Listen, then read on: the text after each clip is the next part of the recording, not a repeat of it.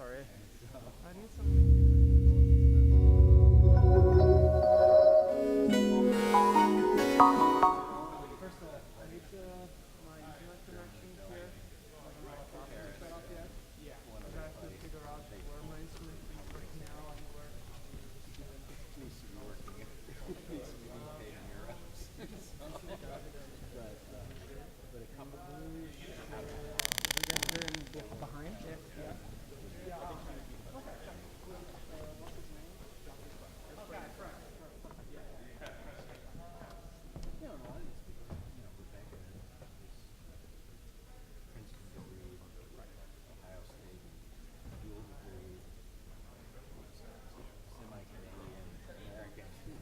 working in London, and so that's the nature of our computer.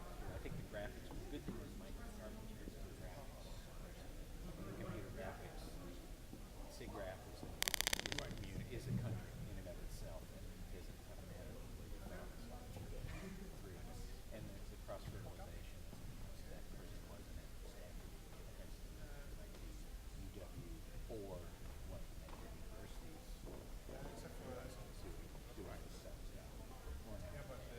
So I think anybody in Goto? Yeah, He was here last year. yeah. You should do Goto stuff. Yeah. I think that would be cool too. Actually, yeah, that would be cool. Yeah. That's a good idea. Yeah. I haven't thought about that. Yeah, no, Goto. Yeah. And he's good and enthusiastic. And two of my students want to go for internship this summer there, so that's awesome. That's this connection. Yep. Now we see.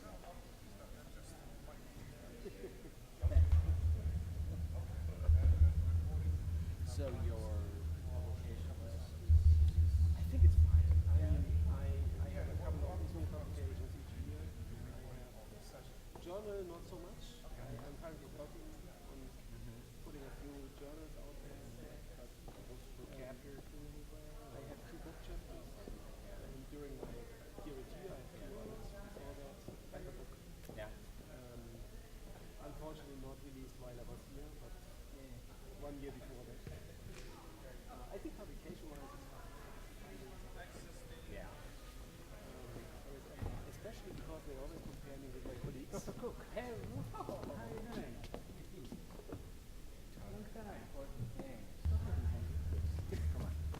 How are you? I'm sorry I walked over by myself. So Hey, we just did the walk lovely through. to Hi, meet nice to you meet finally. Yeah. Are you living on the West Coast? I'm in Southern Oregon, just Yeah. left of Ashland. Good for So you. just Oh, up the I hill love from you. Ashland. Yeah, I'm up there all the once time. a year, yeah. Yeah. Great. Do you ever go there to the plays? I do some. We have a little theater in Jacksonville called the Brit Festival, which is this amazing outdoor theater. I go to that a lot. Down. I've got a startup. Well, it's not a startup. In San Francisco and another one in LA. I think you're still involved with it? Oh yeah. Every week? Deeply. I'm in meetings through the week. I go up and down 6, 7 times a year. Advise the board. You drive? I You drive some. Yeah. It's a 1-hour flight that takes 4 hours. Right, Or exactly. it's a 5.5-hour drive, depending on what the traffic's like. Yeah. Just quickly, Alexander, Yes. before I figure out the third judge. Hello, Hi. Suzanne. Very nice to meet you. you. I have a ski accent. Oh my So, God. Suzanne, Leslie, hi. Nice to meet you. You know what, it turns out my clock in the hotel room was 10 minutes past. Oh, okay. I didn't know that. And I get down to the lobby and it's like, So good you didn't have jet lag. You came what's your from name again? where? Alexander. Alex. Okay. I'm What's the teaching time at difference? Oh, where are you from, Alexander? Germany. Oh, which part? Well, I grew up in Bavaria, but I lived like for nearly 20 years in Berlin. Oh, okay. Everybody's in Berlin now. Yeah. Berlin is the hot side. Do you go back a lot?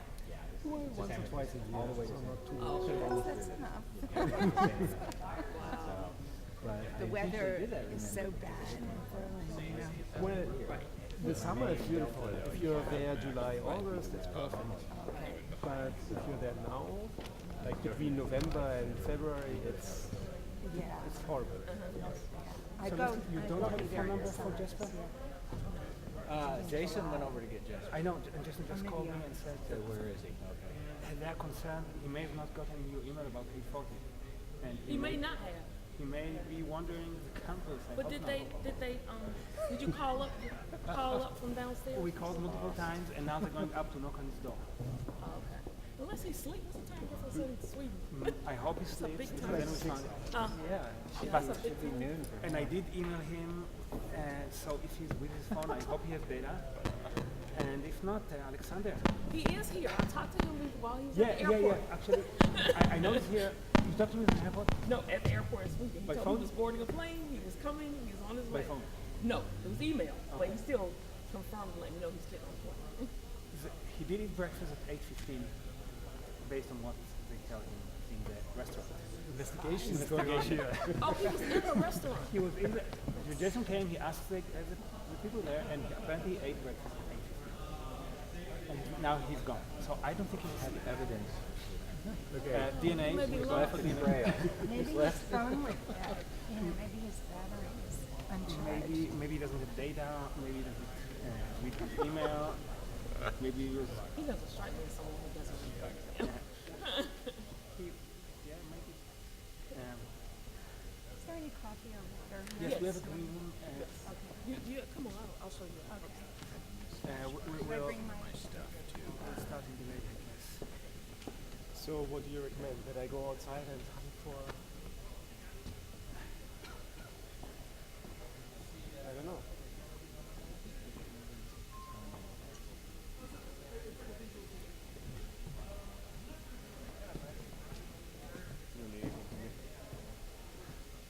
Can you look around campus and ask Jasper all over?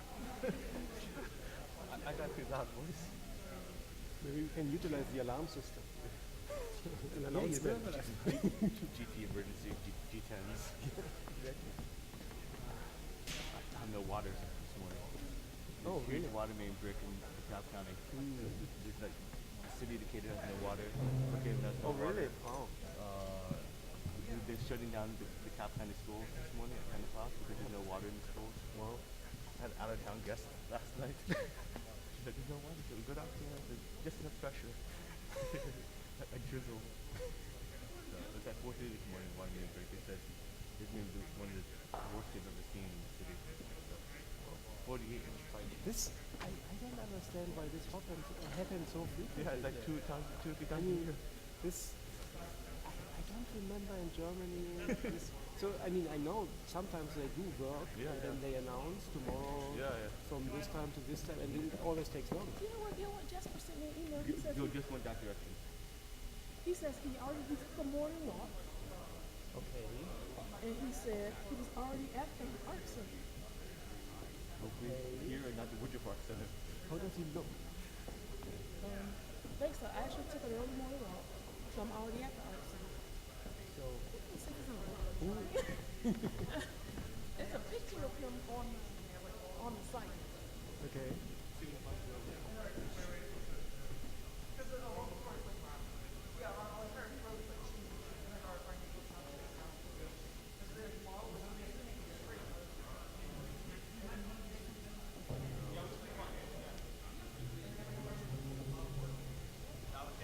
Alexander, can you call Jason? My phone's down there. Tell him to know down there. You'll find him too. Oh, he's there? So, yeah. We can use the Sony's, but the Shure ones are too much. My wife drove you back to Yeah.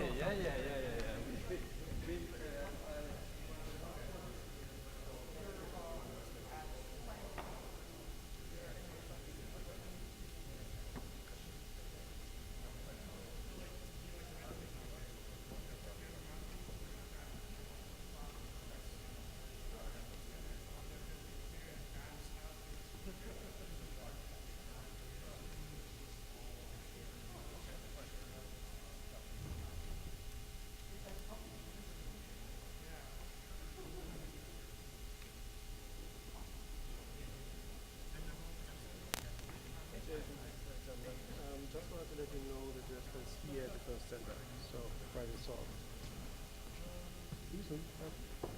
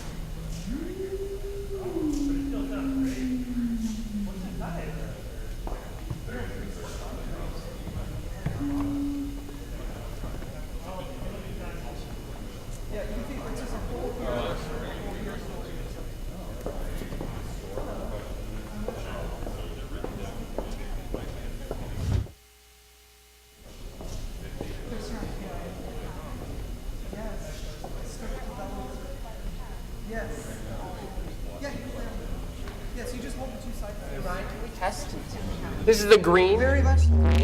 Ooh, hello. This is for participant. Hi. Can you guys hear me out there? Good? Good? Now we're testing the yellow. This is the yellow one. Let me put it on my lab so it's like actually clip it. Hi. Yeah, that seems about good, right? Can we both use the same username? No, actually,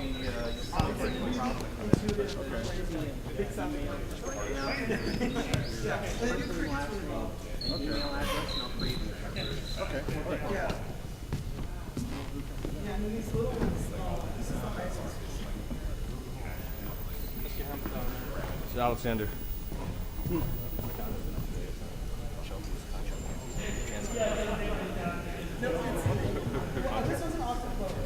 Yeah, they want chances. So she's looking good. She got like $3,000 back then. Yeah. And they said, well, can we program it? I said, no. We didn't really follow the whole thing back. You can't do it. So it's how many chairs are reserved for the judges? Hi, I'm Frank. So her advisors are really very surprised. They come in the end. Here, join me. In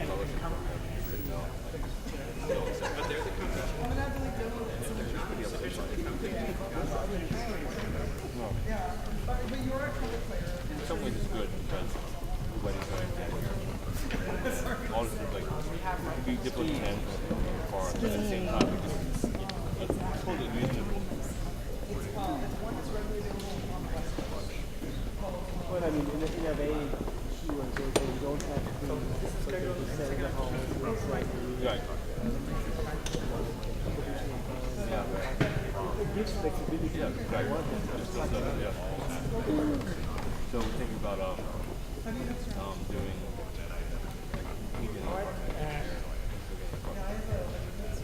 Good morning, everyone. We are trying to make some time, so I will be brief. Welcome to competition, the 20th Guthman musical. The 20th Guthman competition is the 9th Guthman musical instrument competition. We started with the piano competition and moved to musical instruments 9 years ago. We have our esteemed judges here. We will find all of them, and Kerry Cook here, and yeah, you have like the voice chair, but I can say hi. Susan Chang is here, and I believe that's how you pronounce it, and we will, without further ado, try to start as soon as possible. I just briefed the judges with what they should look at, and I'm sure you all know it, but I just want to repeat it. We're looking at 3 criteria: the musicality of the instrument, and we will have different ways to define it. Tonight there will be questions and answers with the judges, so we'll know about how they look and what they look from instrument. So musicality is the first, engineering is the second, and design is the third. We all have 20 minutes for each station to these guys. And the way we give the break, 15 minutes for presenting and 5 minutes for questions. And in these 15 minutes, you are highly encouraged not only to talk about the instrument, some people decide and maybe a couple of folks from the some people decide to just talk about the instrument. That's not fine. A good way to go about it is to talk a little bit, maybe 5 minutes, and then play. And judges may want to ask you to do particular functions, or maybe some judges may even want to try to play themselves to get a better sense. And then the 5 minutes is mostly, we start with questions from the judges, but then the competitors and our students and any guest here can start. So, let's start with some general information and introduction.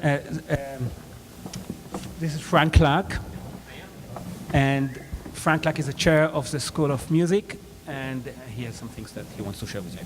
So my job is logistics and making sure that everything works, and that there's the most important thing about the competition is that it's not really a competition. It's really an opportunity to share the amazing work that you folks have been engaged in.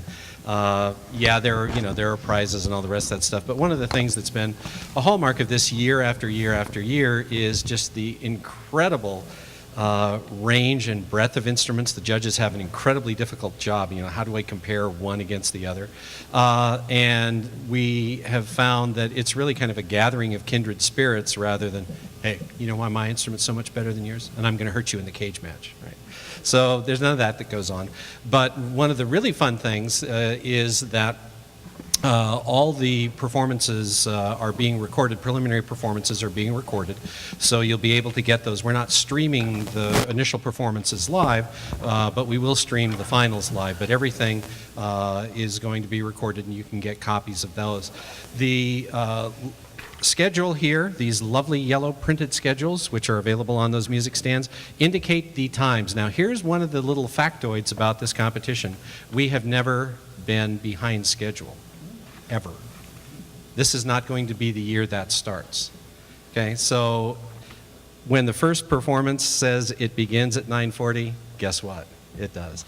And the way that will work, just for all of you competitors, what you'll get, you begin when you begin, and it's your 20 minutes to do whatever you want, but you will get from the timer 5 minutes, 3 minutes, 2, and then we'll come and hurt you if you go over.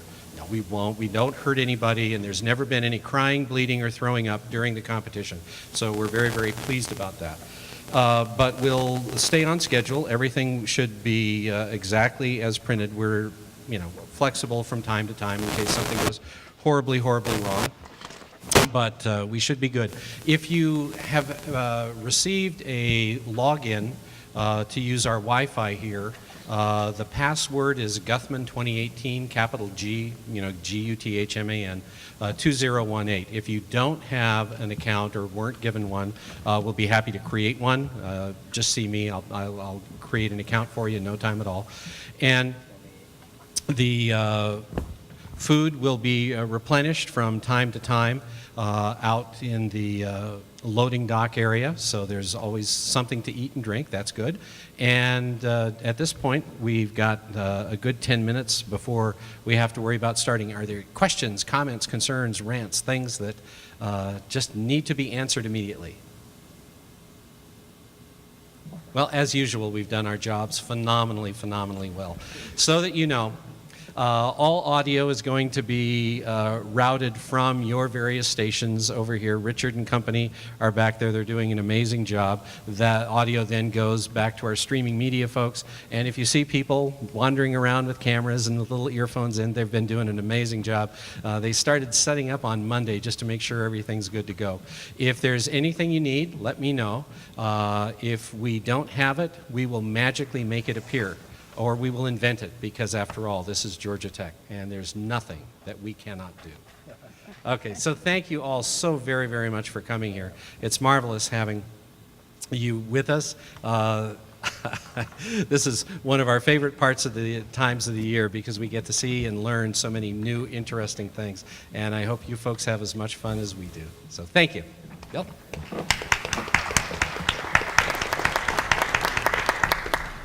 And I also wanted to mention that this is a lot about community building, and we will try to facilitate you communicating, interacting, playing with each other's instruments. Sometimes we have all kind of jam sessions that pops up, and that's very much welcome.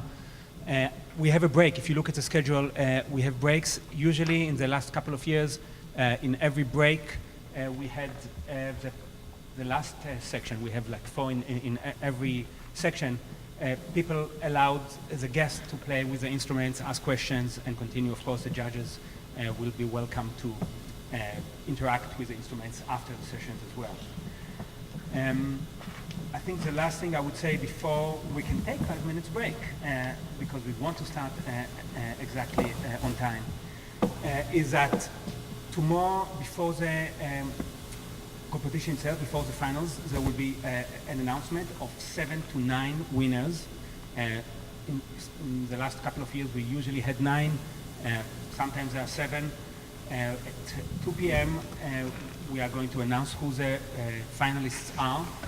Then the 7 to 9 finalists will have to come to us, talk to us, and we'll try to set up the stage for the concert at 7:30 that evening. We may have the host coming to talk to the finalists and maybe to everyone so she can better understand the instruments. That's one of the tricky parts that we have. We never know how the concerts will look like until tomorrow 2 p.m. so we can really have just a few hours for planning. So please bear with us in this time and be ready to hopefully be selected to be the 7 to 9 finalists and show. And of course, if you're not finalist, we would love you to be here, continue and join the competition and continue the interaction with your peers. Any questions? Okay, so maybe we'll start with this community building for 5 minutes before we start exactly at 9:40.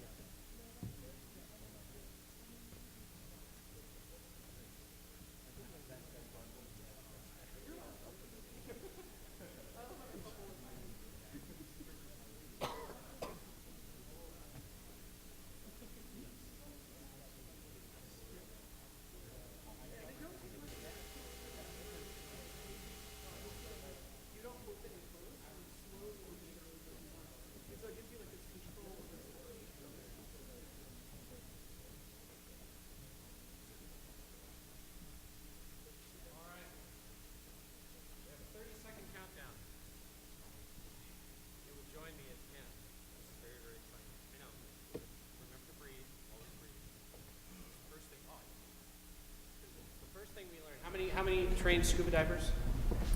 Scuba divers? Okay, so the first thing you learn in scuba diver school is breathe. Because if you're underwater and you're not breathing, bad things ensue. Are we ready? 10. 8. Come on. 6. 5. 4. 3. 2. 1. Yes, we're good.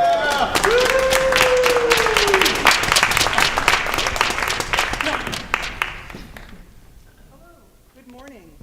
My name is Wesley, and these are my instruments. I call them Microtonal Ocarinas. Way too many people that thought that they were supposed to have water in them. So I was like, that's not going to work. But, so this is a set of instruments that I built. They're made of ceramic. I hand sculpted each of them, and I fired them myself. And they're fired to about cone 3, if you happen to know what that means. But that's about 2,100 feet Fahrenheit. Pretty wonderful. These instruments are a typical flute. They're a Helmholtz resonator. So they have a very simple way of working. You blow air into the slot. It gets cut in half by this, with half the air going inside, half the air going out. And then they have 2 playing holes, so you can see right through it, one for each hand. And the idea is that I wanted to radically simplify the way they can interact with the flute. And so these are, the ocarinas are a type of flute, and they each have a little hole, and you either open or close it to do a rapid pitch jump.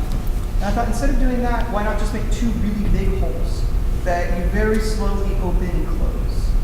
And that would allow for the pitch range to slowly go up and down in a very good way.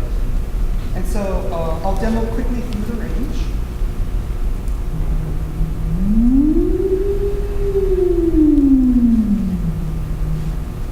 So for this is my bass. I have one that's quite a bit larger, but it was much too large to take on the plane with me. It's about this big. But I imagine they can get as large as a car if you really wanted to build one, which I might. And then I'll jump around a little. This one's my personal favorite because I really like the sound of its range.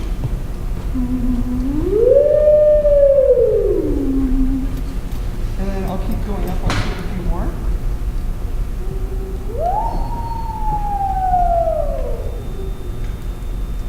Let's get forward a little bit more.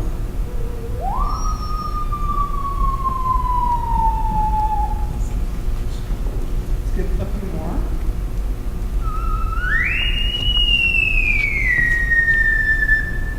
And at this point, I should mention that this interface that I made with only 2 holes has allowed the instruments to give an incredibly high range.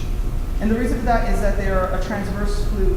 And so when they, like as a Helmholtz resonator, when they're transverse, they're very clean on the high pitch range. And because there's only 2 holes, you're not trying to open and close holes that are less than a millimeter, like you would on a normal instrument. So as I go up in the range, they're going to get very loud and clear.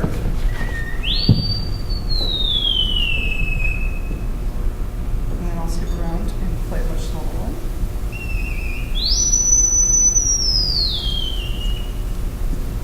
Smaller yet again. And as they get really small, they seem like they're the same size, but the range can get much higher very fast because you only have to change them by a fraction of a millimeter.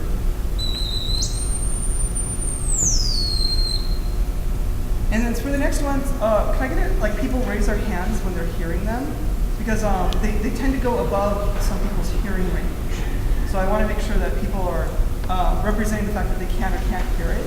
Which I think is really interesting when you see your neighbor not raising their hand or raising their hand.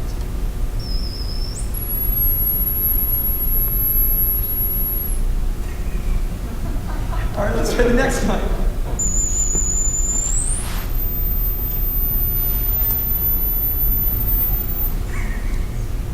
And then here's my highest one, which is an octave above the prior. So this is going to be the real test. So everyone, like, take a rotation to see if you can hear this one.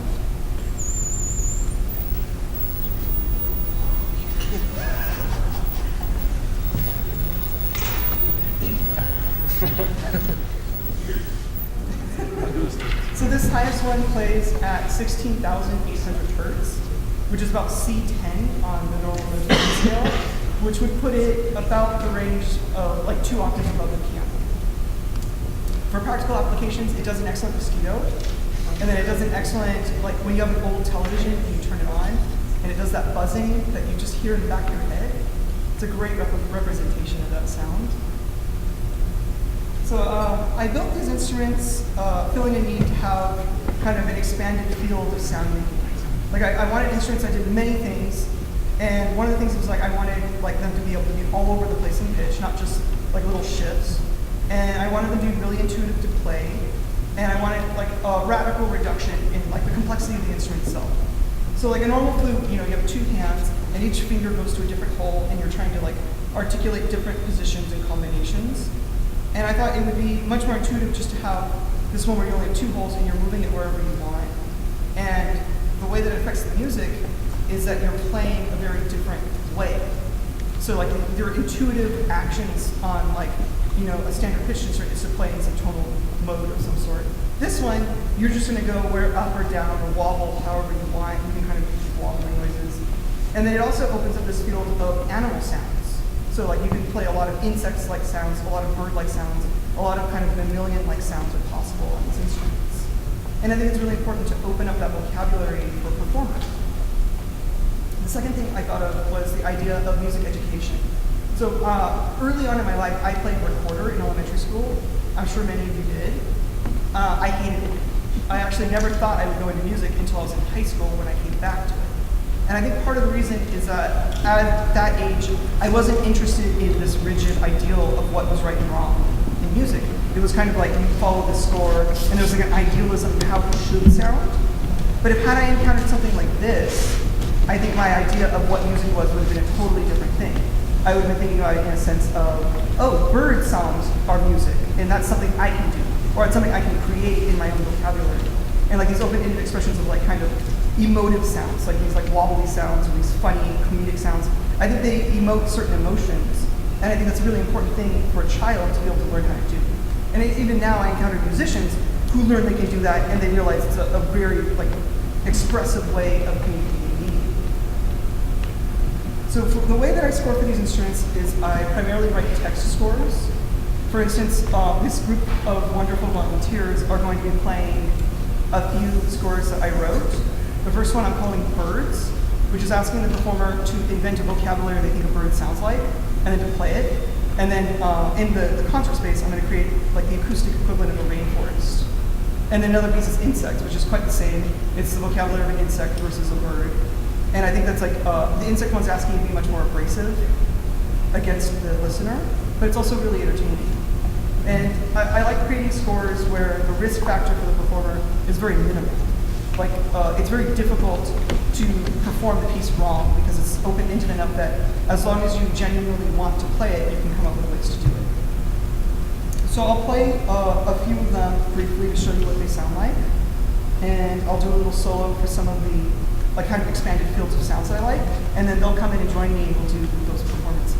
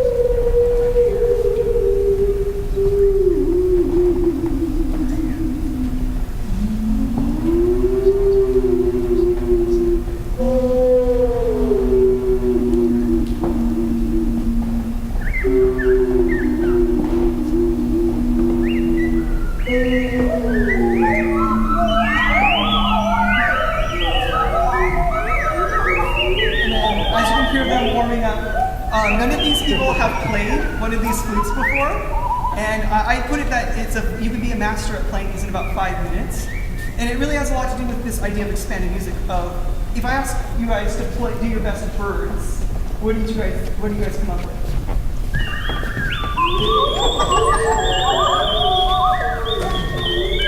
So I think that it's a good time for us to do Birds, and we'll kind of circumnavigate.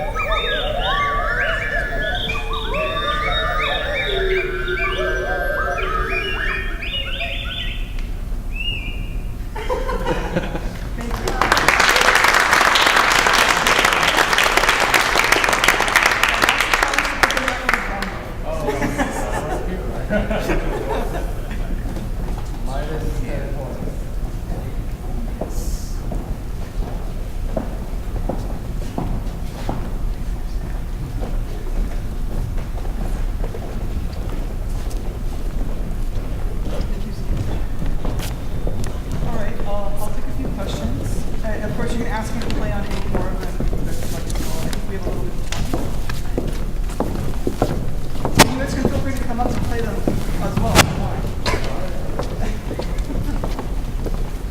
want. Are the sizes of those, did you like do computer modeling or something? How did you know exactly? I made them kind of fairly smaller just on my own. My original plan was to make them about a major third difference each, so they had like somewhat of an overlapping range. But then I ended up having to add more and more as I did larger performances. So I ended up doing a performance with 30 people, so I had to make 30 of them. So I just added more and more until I got what I wanted.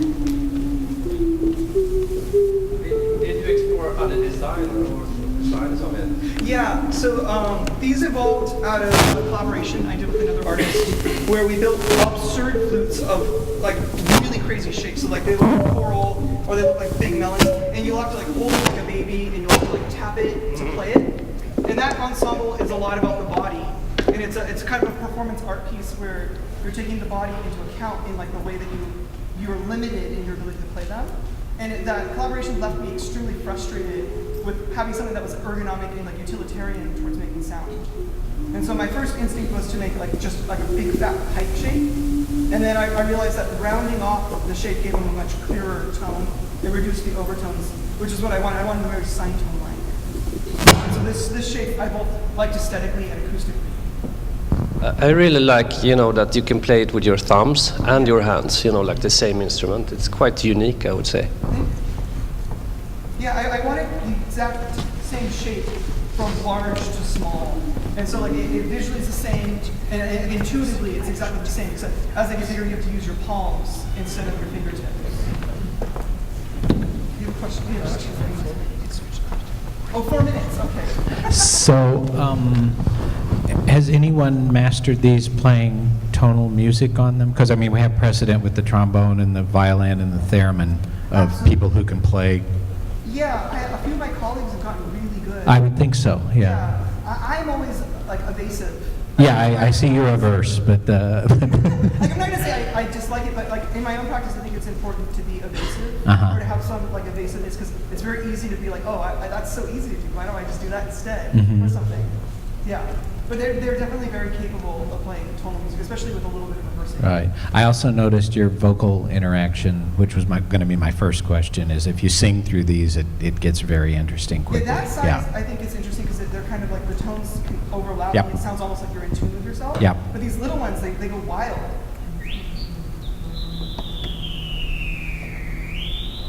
And the really small ones sound like a cicada. Yeah, because you're doing amplitude modulation on the carrier. Yeah, and then of course, since they only use your thumbs, you can play more than one at a time. Mm-hmm.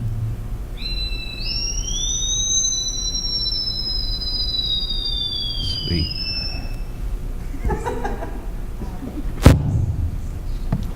They seem like a perfect orchestra for a group of children, because everybody has their own range, and so you have, by definition, sound where everybody has a space.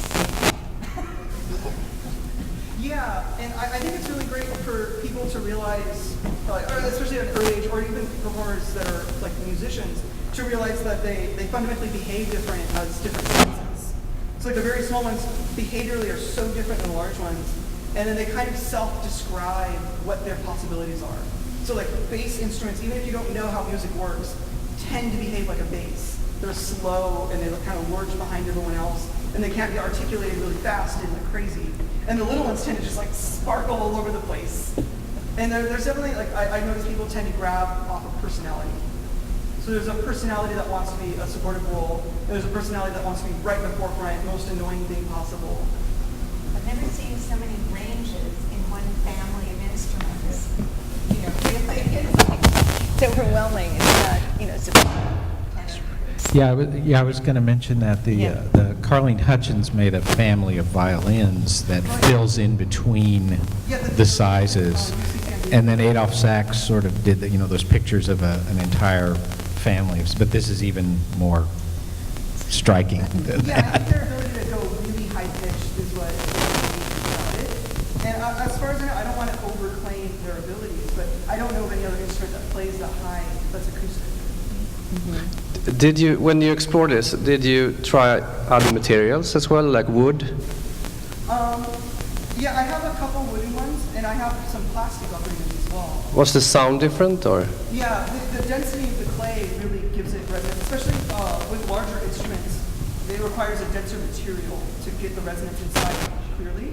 The little ones, I imagine they would be almost identical. But I have a degree in ceramics. It's kind of my intuitive material to work with. So like, it just came naturally to use that material for making them. So is this the largest one you've made? No, I have one about this big, yeah. And it's like, it's really heavy, so you have to like leave it on a table. And the holes are bigger than your hands, so you have to wear these mittens with like ping pong paddles. And then you have to kind of like go like this. And it immediately enters the other field of like my priority set where it's crazy. I believe I'm out of time. Thank you. Thank you so much.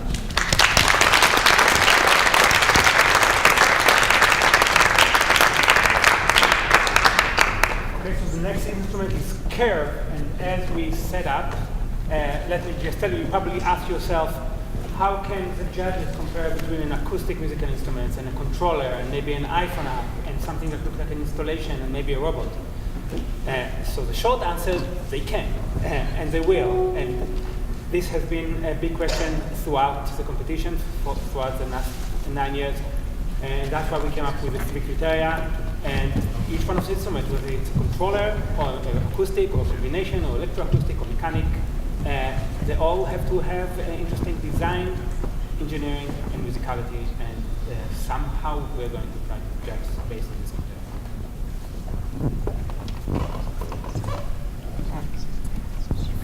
Okay.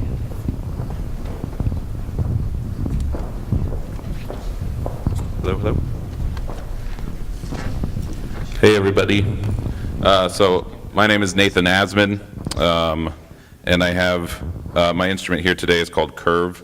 It originally started as an idea that I came up with for in a 3D modeling class I was taking. I was using Blender, and I was just coming up with ideas of a new interface to make for data-driven instruments, electronic music. And I came up with this idea in the software, and the more I played with it, the more I realized I think I could build it, and so I undertook that. So I'm gonna just I'll give you a brief description of the instrument, and then I have a piece composed for it that I'll play.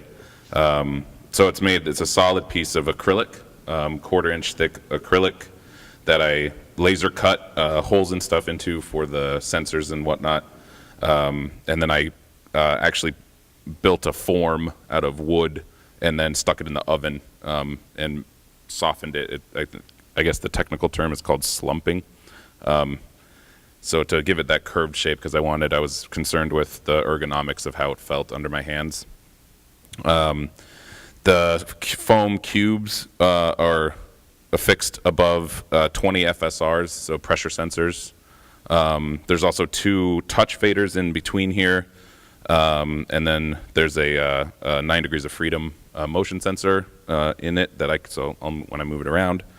And there's a keypad right here for me to control different sections and that kind of thing. This is really the first version. As you can see, there's some exposed wires and stuff. So my idea, I plan to revise it. This is kind of a prototype or working model.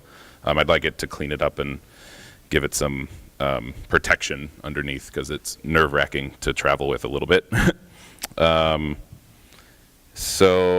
And I kind of designed it around the idea behind the interaction with it was based around other interfaces and instruments that I've used. I'm very tactile. I like using my hands and my fingers, but I wanted to kind of give it a new spin, but also stay true to kind of the idioms that make up what I'm used to performing with and the interfaces and instruments that I'm used to. So with that, I'll perform the piece and then hopefully leave some time for questions.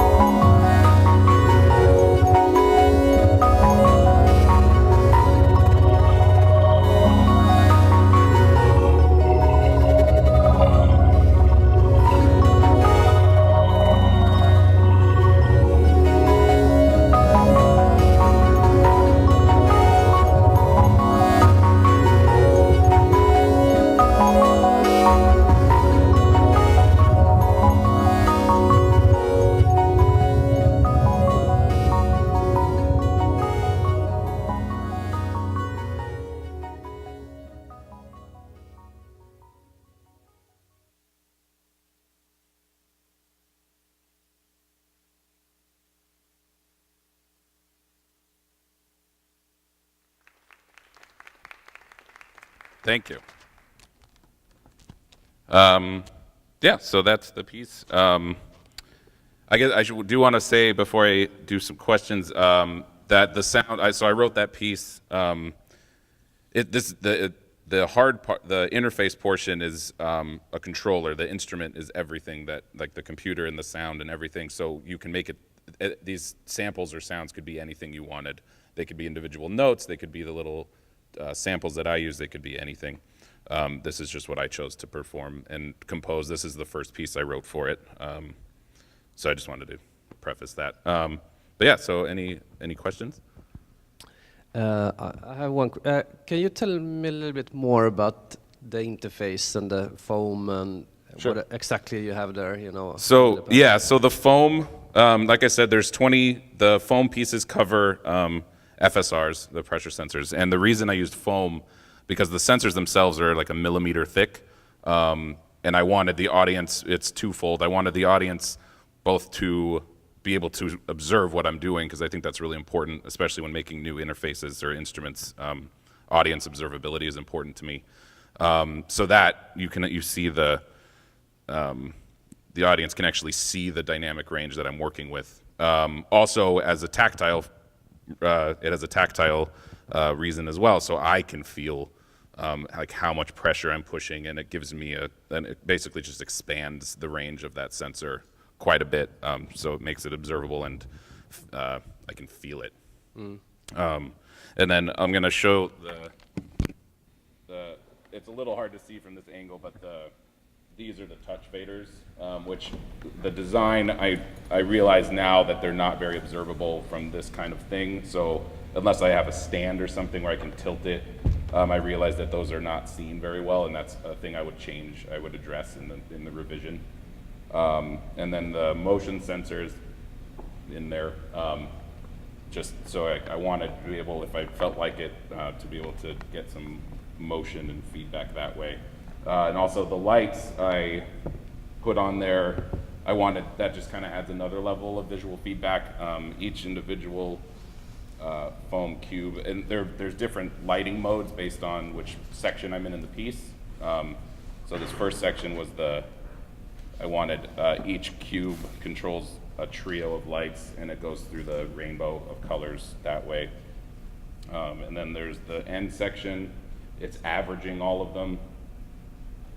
The motion sensor, hopefully you can see that was depending on which way I was moving it. And then the touch faders, each control a half. Do you have any, kind of like when you press the whole device, down, Yeah. so it bends, it flattens out a little bit. Do you have any sensors for that? Exactly. That I motion? don't, and because I didn't actually realize that was happening until I built it, and I actually a colleague of mine mentioned that as well, that added a lot to the performance. So that's actually something I would address in the revision as well. That was just kind of a happy coincidence. Cool. Yeah. So the pressure that you're sending, at what point do you assign that to what parameter? I mean, how is that done? Is that a software interface? So all the code. It's using Arduino Mega as the microprocessor. So I did all the code in that, and then it comes into Max, and that's where I decide. I filter it a little because I was getting the sensors are very sensitive. So I filter them a little bit to only start to interact react when I put pressure on them. And the parameter that I choose to map it to is up to me. Like in the first section, it's amplitude of each of those individual samples. At the end, it's averaging them to control different filters, like dry, wet, of different filters and that kind of thing. But it's just MIDI data. It ultimately becomes MIDI CC data. So I wanted it to be like a MIDI interface that the user could map and do whatever they wanted with. So you could do anything. Can you adjust the sensitivity of the touch?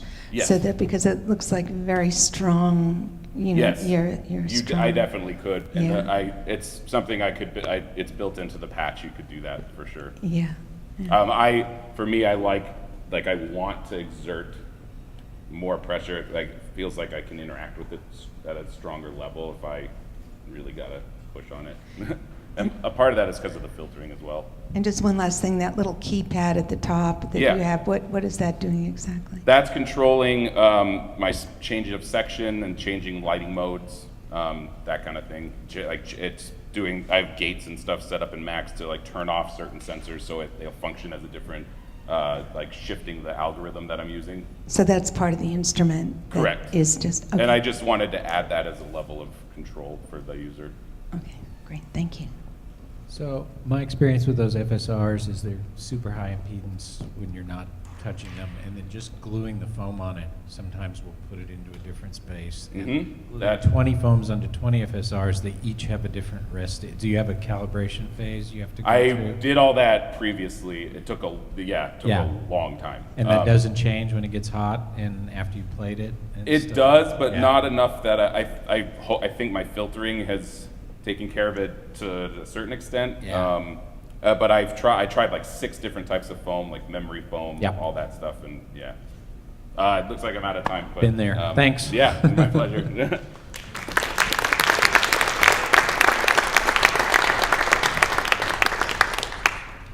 Okay, so the next instrument is a Zen Garden.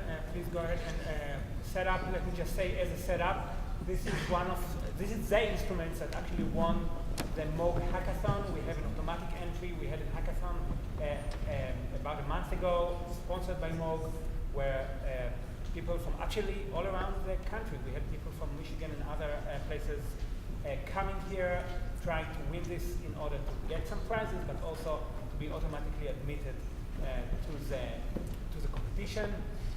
The only requirement that they had to work with a Moog workshop, which is a hackable interface that Moog creates, and they will tell you more about this and what else they added, which I can see it over the last month to make it Guthman worthy. Check.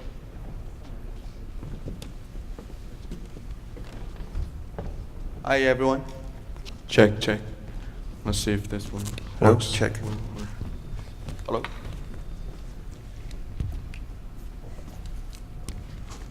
我这个东西怎么把它夹在我这个领子上面？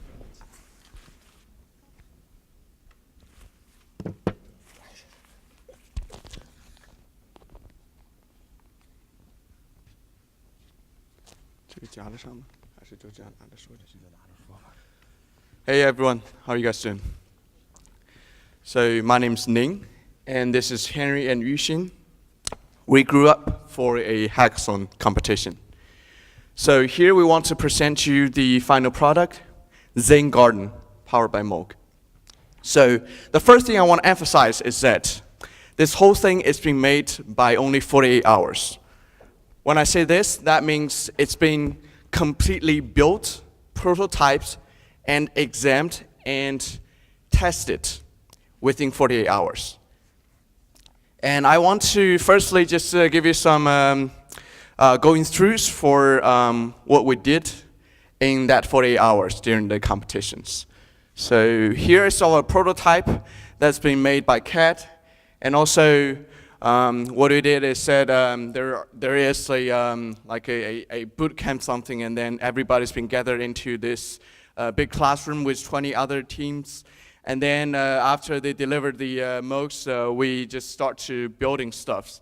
And we laser cutted all the wheels and just do all the circuits boards by hands with the breadboard. And also building everything from scratch by hand in one restricted area that everybody is being put it into.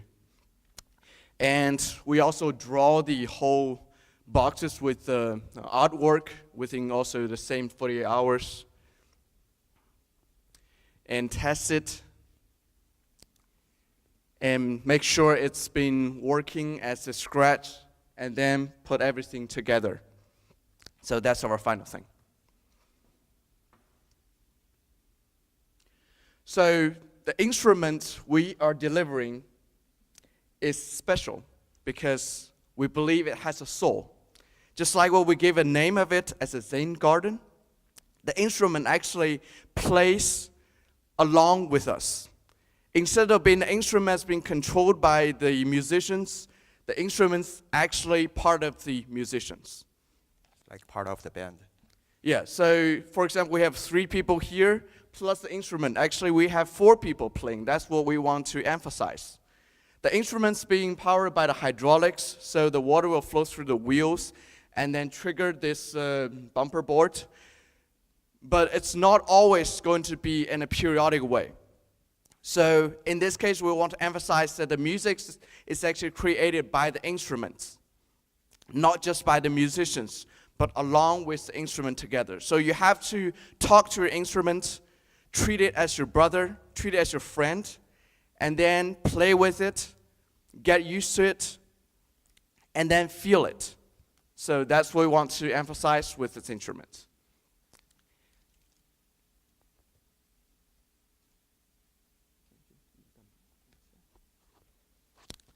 So just like Zen, it's easy to find, it's not easy to find. This instrument is sort of easy to play because it plays by itself.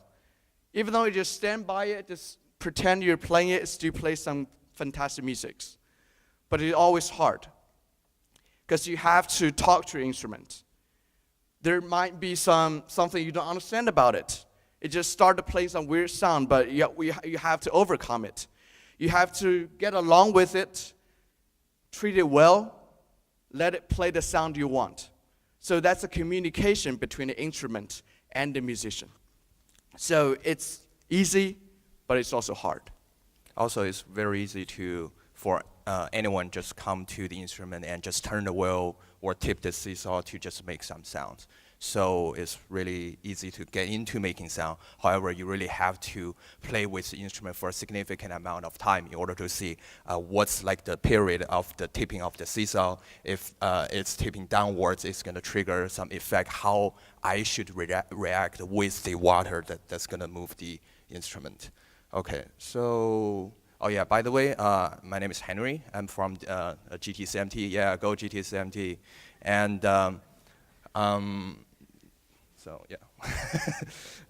So when we were at the MOOC hackathon, we were thinking, okay, so how are we gonna not only build something that controls the synthesizer, but instead it's like an extension or like a embodiment of the instrument. We have like new interactions with the instrument.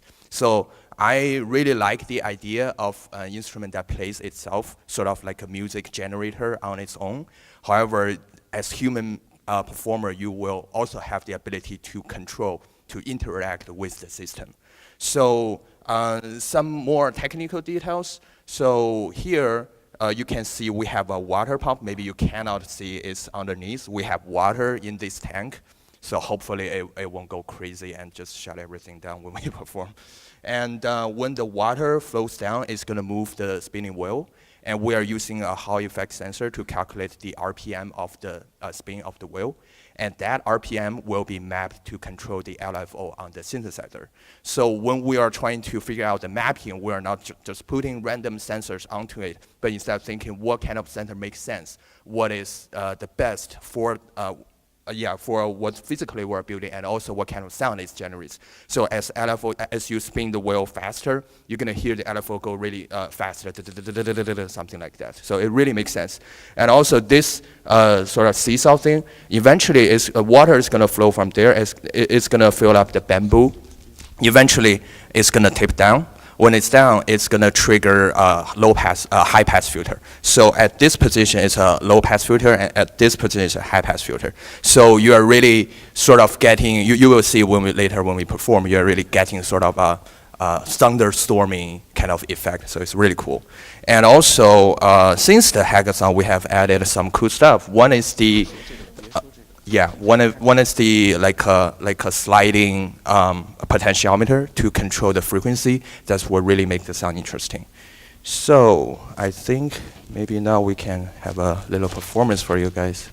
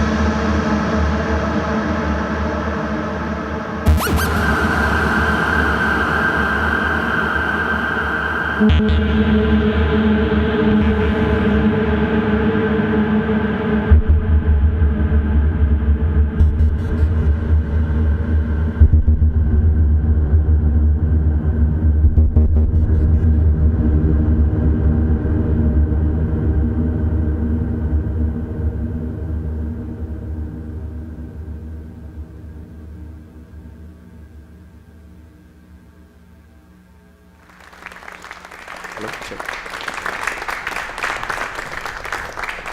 Check. Hi, thank you very much. So here comes, I guess, question and answers.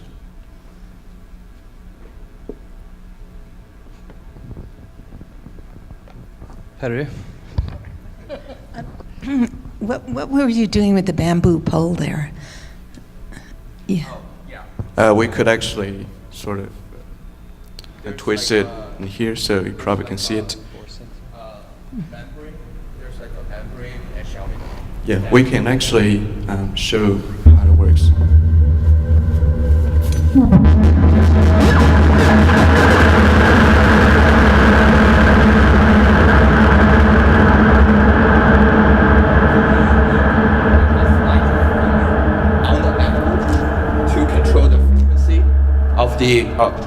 To control the frequency of the synthesizer.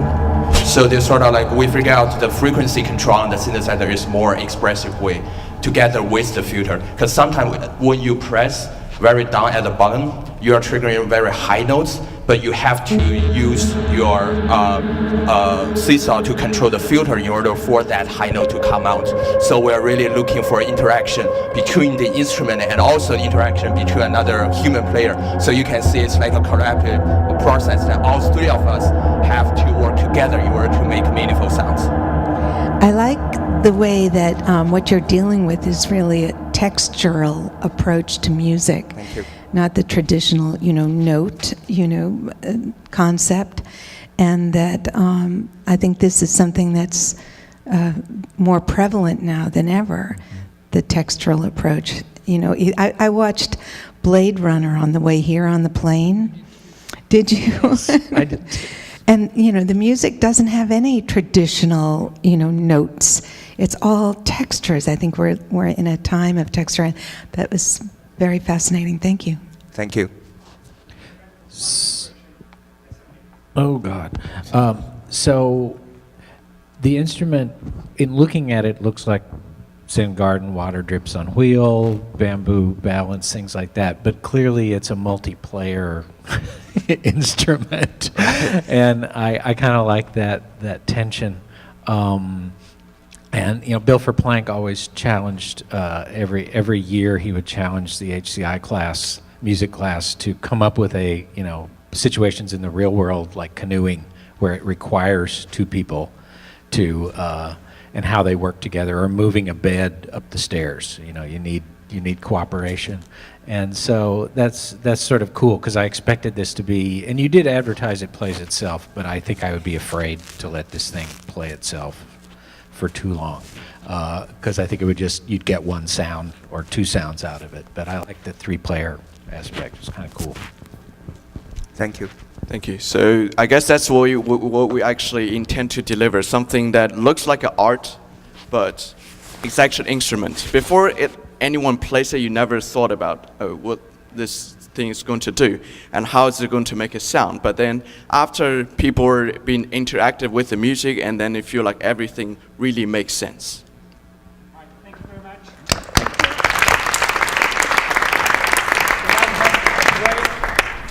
We are welcome to go. The three instruments were presented. Hopefully the presenters will be here. You can touch, play, just take a break. There's some food, coffee over there.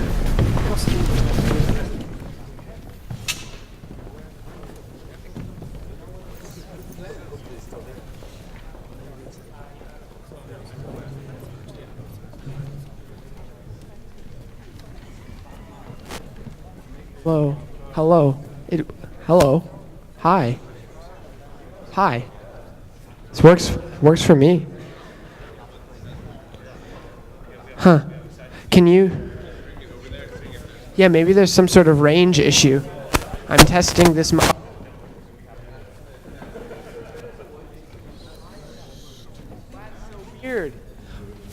Okay, now I go over. That's so strange.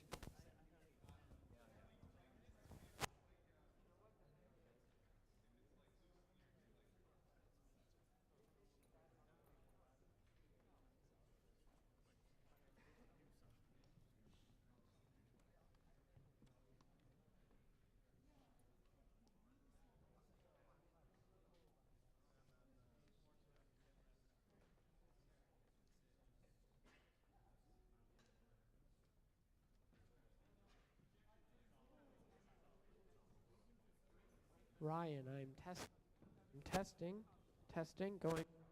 going over here, seeing if we're gonna get.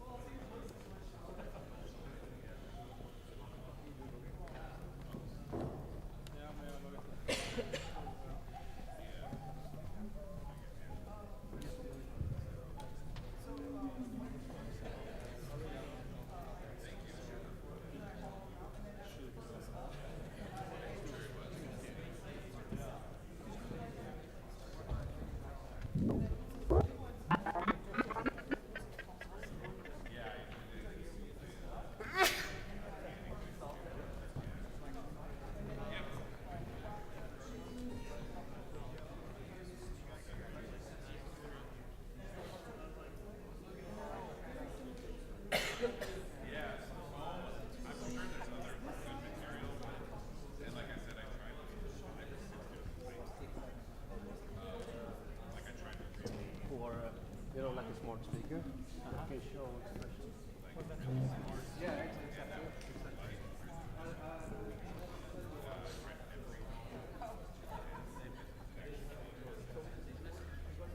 Welcome.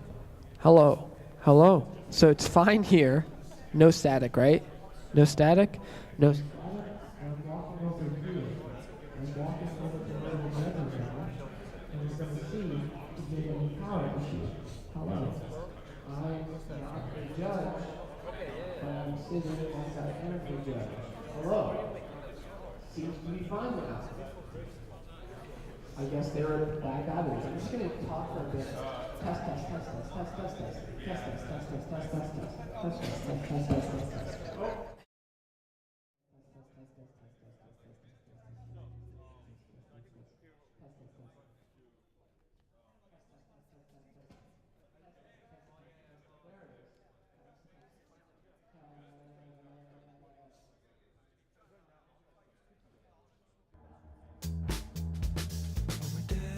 Test. We won't see you later. Let's forget.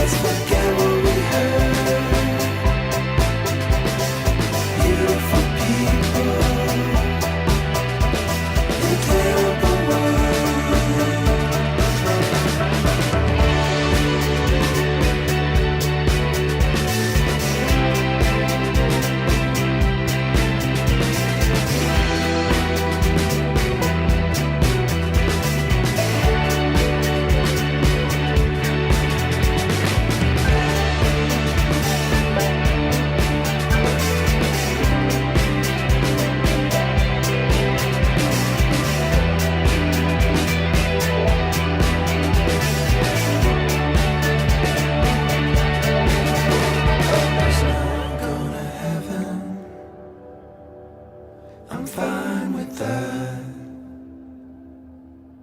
When we die, we die.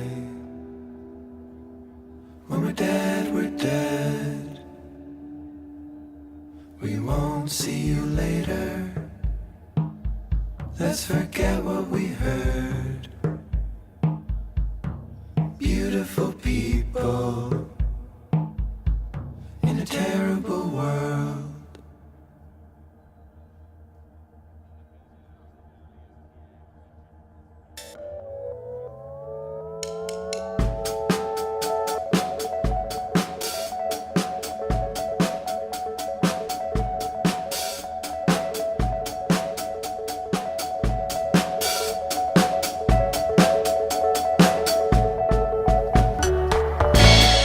Heavy hearts start again. Money made, money spent. Feel the weight, the golden age as it starts. Cut the jaw off a dying dog. Placed it at the foot of the bed. Clean your teeth, see iron seeps through the cloth. I loved you badly. I loved you bad. Pray the gods are moving on. Cast away to die for you. Hand shaking hands, made your face and left. Dirty mouths scream 666. Draped across the hallway floor. No one moved in to the house where we used to live. I loved you badly. I loved you badly. I loved you badly. I loved you badly.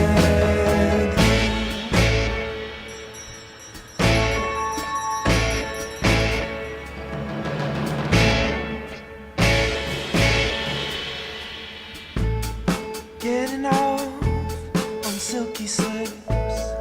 Modern takes on age-old tricks. These heavy hearts will never leave you alone. I loved you badly. I loved you badly. I loved you badly. I loved you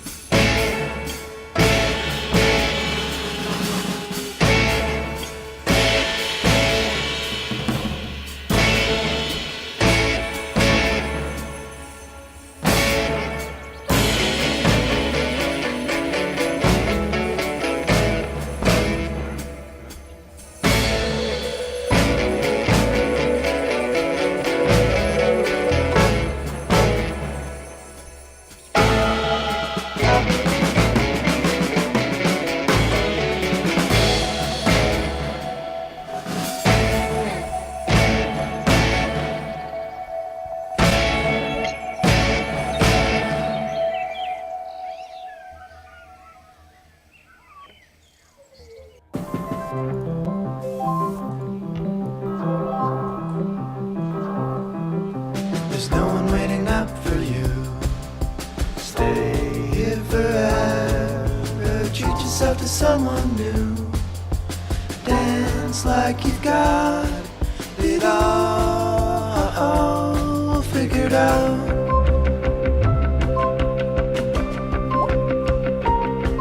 Let's get down like go-getters. play it cool. Always know you are loved, you are loved.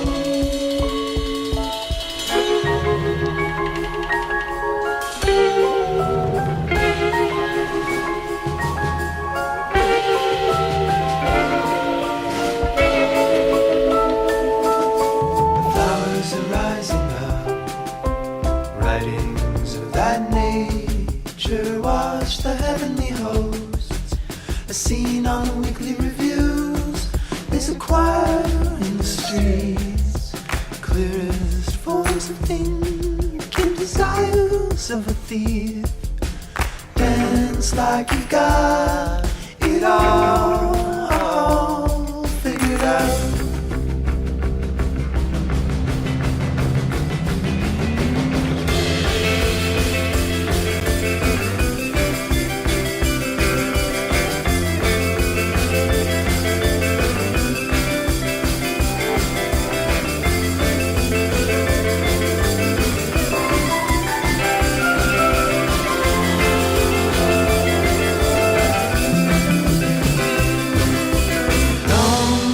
Of polyester, we are human beings.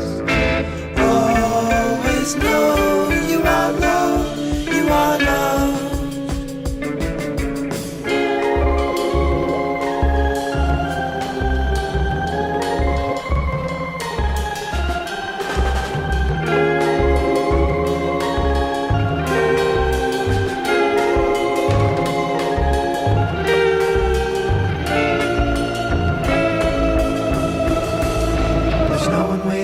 For you, stay here forever. Treat yourself to someone new.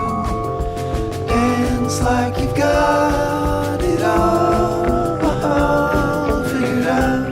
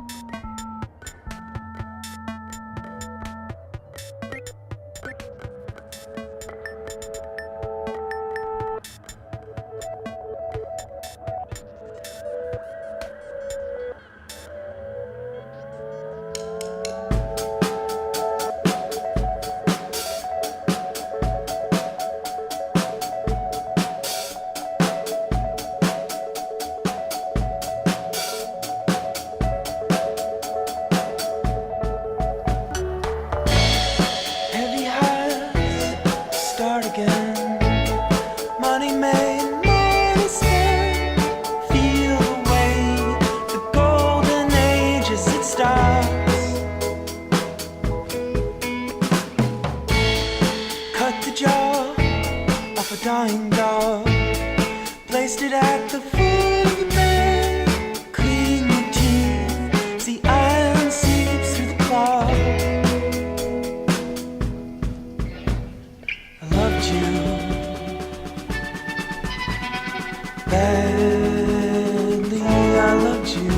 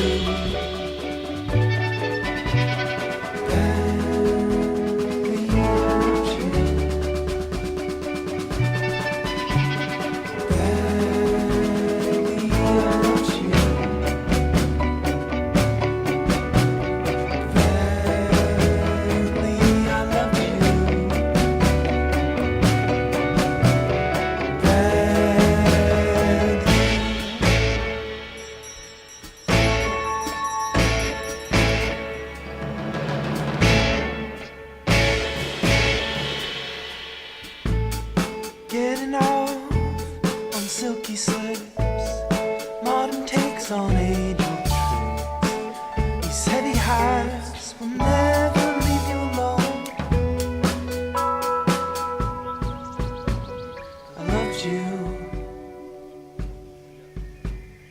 badly, I loved you badly, I loved you.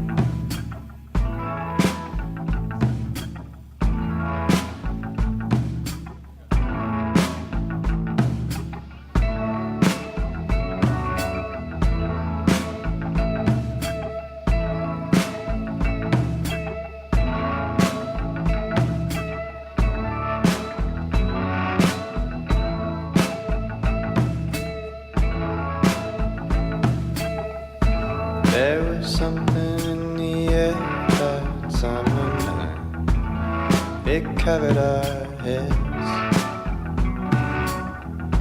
Standing there with your hair washed in fluorescent lights. Another world flashed between us.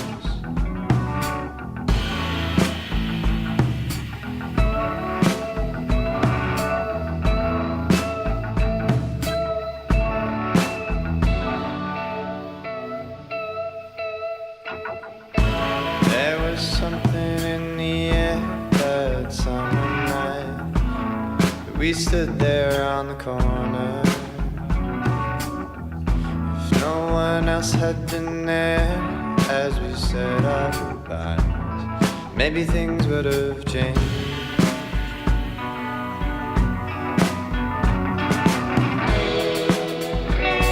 I wish you well, I wish you well. I wish you well, I wish you well.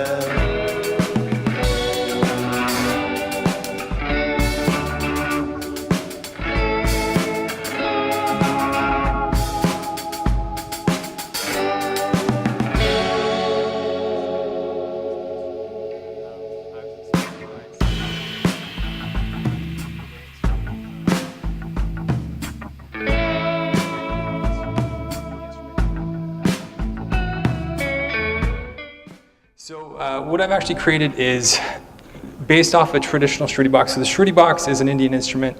It's sort of a relative of the harmonium. It's often used now in Western music for relaxation or yoga sessions. Celtic music has also adopted it. Basically it's got a bunch of free reeds here that are going to produce sound when you give it breath. So basically there's a bellows on one side that's going to pump air into the other side. And as you pump it, it fills up the second bellows. And the weight of this faceplate here actually is what's going to cause a change in pressure, which is really sort of a beautiful thing. So I don't know if my slide will work or not. It sort of works. You can see on the video. Okay, anyways, we'll skip that.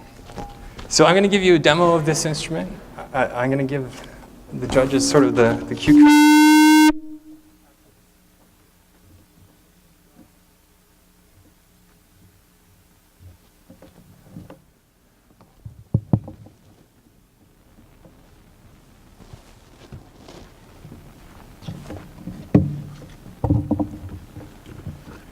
And so the first thing I'll do is I'll just play the acoustic instrument itself.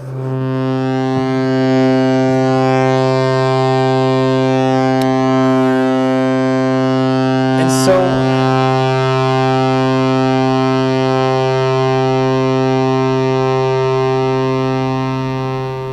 for me, one of the most beautiful things and like I immediately connected with was this breath, this idea that by playing this instrument, I can sort of add that element that I love when I sing to the sustained notes and this drone that's going on underneath my music. So.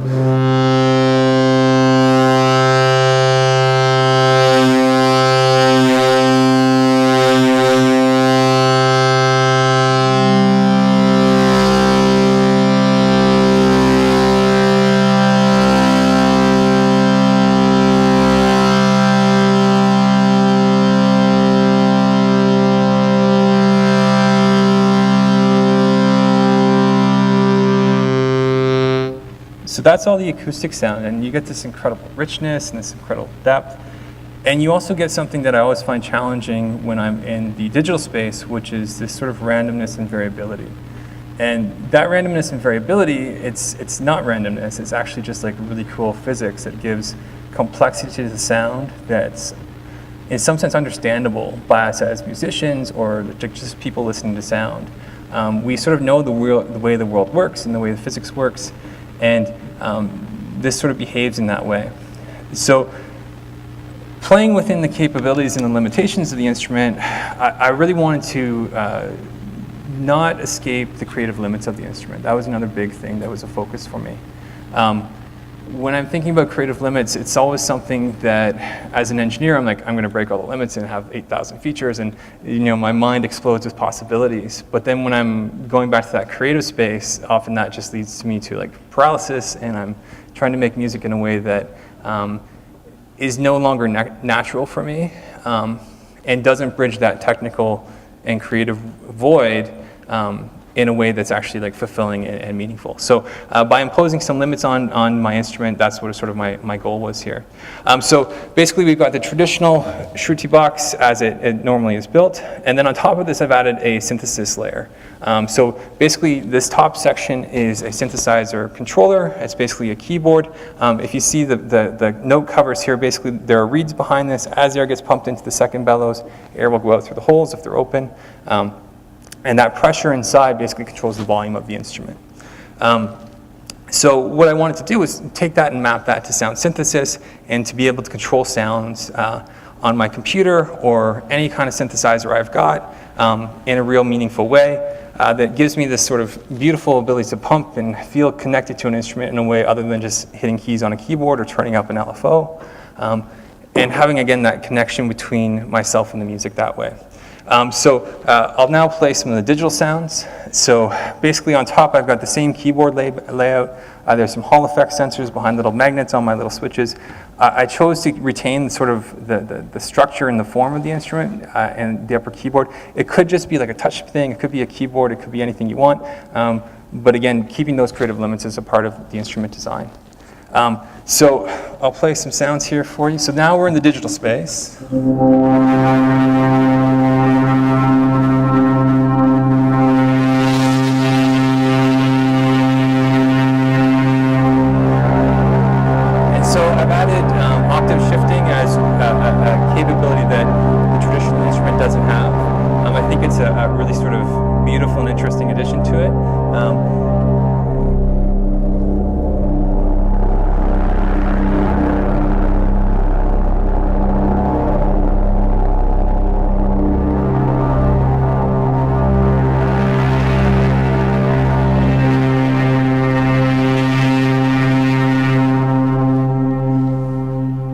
I also started exploring the sort of the sonic capabilities of the digital space, things like arpeggiators, so we can add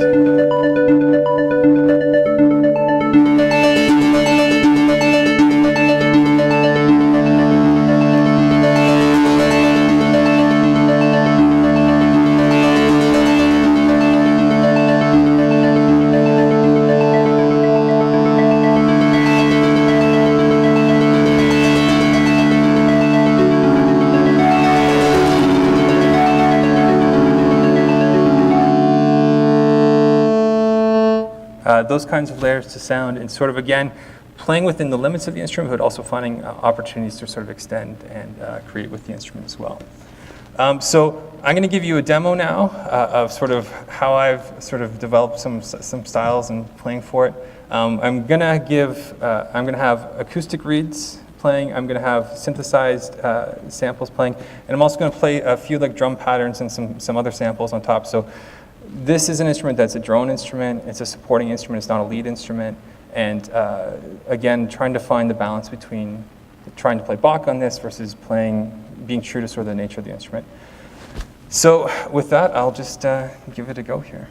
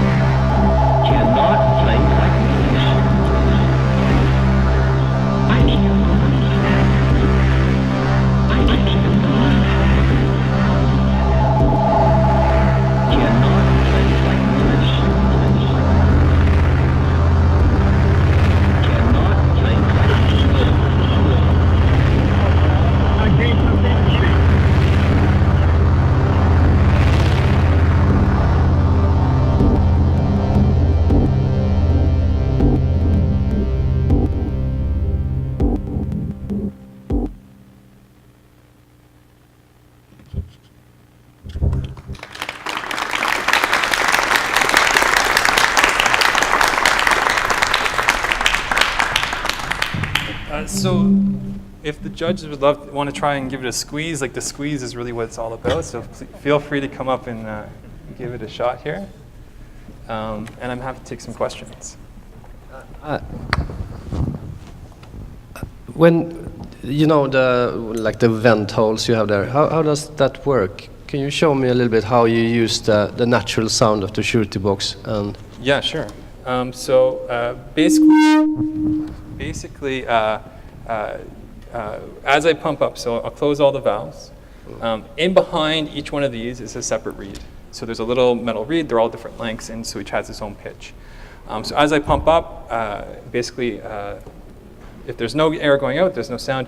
As I open that hole, air rushes out through that hole and now activates that reed. And the more air you have, the more difference in pressure you have, the louder it gets. And you also hear sort of a timbral change too at those extreme levels. The vibration sort of changes. You can actually do some pitch shifting or pitch bending sort of the same way a harmonica does. It's sort of the same sort of instrument, same setup. And then for me, what really struck it, like the first time I played, I was like, that's okay. And then I hit these things. And I got this like super rich, just like amazing sort of accordion sound. And again, the connection to my breath and the pumping is just incredibly sort of strong, natural thing that was immediately sort of accessible as a musician, which was something that was really cool. So that's why I wanted to then say, can I extend that same sort of timbral control and expression control to the computer interface? so when you mix that with like the synth sound, you do that, right? So you control filters and stuff with. Yeah. So exactly. So it's sort of a Buchla style low pass gate that I've got set up. So basically, the pressure that I'm reading inside is different from the atmospheric pressure in the room. So the change in pressure then gets sent as the overall volume control for the synthesizer. But then I also send another control change message, which is sort of scoped down in range, so it's not going to be on off for it, and I can do things like control the low pass filter. So right now in the digital. But it's for the whole box, right? So it's just for the synthesizer. You don't use the vent holes for different things, no. So there's a separate set of controls on top for the synthesized vent hole, it's the synthesized sounds, and then down on the bottom for the acoustic sound.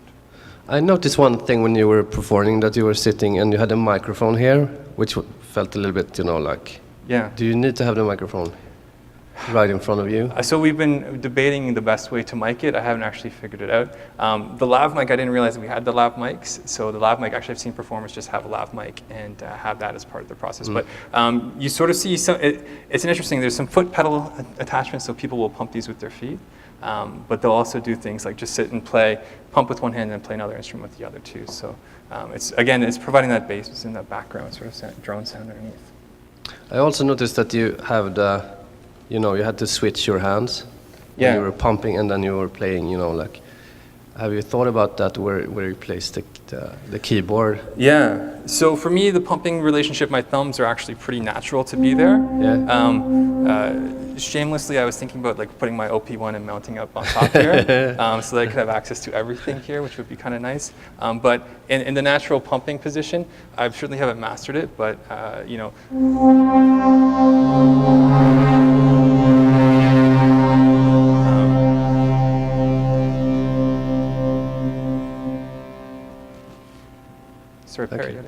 Yeah, so that's what occurred to me as you were reaching over to the laptop to do manipulations, and you've got a lot of real estate there. So I would like to see that stuff brought, into this, because it's so charming as a controller itself.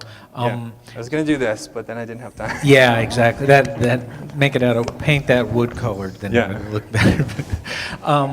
So, less on the Shruti box, but even then, you realize the more reeds you have open, the faster it expels. And so when Roland built their digital accordion, they actually put air solenoids in so that it's completely solid state. But the more keys you press down, the faster it vents air from the inside. And so I have to drill a separate hole if I just want to use it digitally. For vent air? And so then I've made it so I can adjust it, so I can have it like half open versus all the way open. Right. You could have that be soft too. It would be sort of anyway. But it definitely affects the tempo and the flow. Absolutely right. So I think once you solve the miking problem, you'll be able to process the reed sound more too, which is sort of. That was sort of the next. So some of the ways I was thinking about it, I think we're out of time though, yeah? We got 1 minute Sorry. left. So the ways I was thinking about developing sort of the complexity of the sound was that we can either, take the physical parameters of the instrument and map those to synthesized sounds, or we can treat in digital process the actual acoustic sound, and that's something I definitely want to explore a bit more. I think we'll end it there. Thank you. Thank you.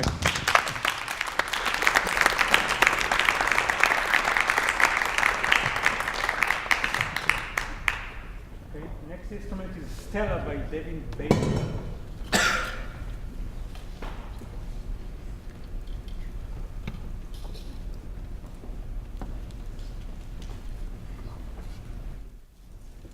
Hello, everybody. My name is David Bayless, and this is Stella. Right here. Before I hook it up and make sure everything's working, let me give some background to the instrument. Some of you may have seen trumpet-like controllers in the past, things like the EVI by Niall Steiner, or the James Morrison horn, the Morrison digital trumpet. All of those have tried to allow trumpet players to access digital tones using the trumpet technique. But so far, all these attempts have introduced additional controls that the trumpet player would have to learn in order to play their instrument. The idea behind this is to allow trumpet players to control the instrument without altering their technique. So they could just pick it up and play it without even learning anything new. They can just plug it in, it just MIDI out into their computer, and bam, they can play. So that's sort of the idea behind it, to allow trumpet players to more easily access these tones. Let me hook it up so I can show you what it can do.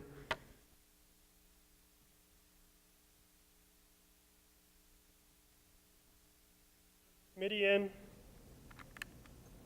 and additionally, you can have audio out. So you can get the mouthpiece signal from here directly out into the computer as well. So here's the mouthpiece sound. As you can see, I'm feeding it through effects in Ableton Live. Additionally, you can do things like just tap it, just blow air into it, things like that. And then of course, because it's a MIDI controller, you can have sort of any sound you want to have.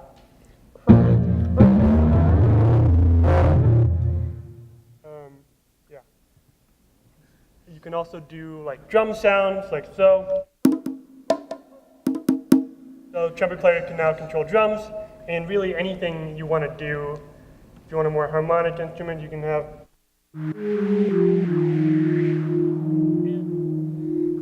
I come from a trumpet background, so I used to play classical music. Nowadays I do more jazz, hip hop, soul, improvisational musics.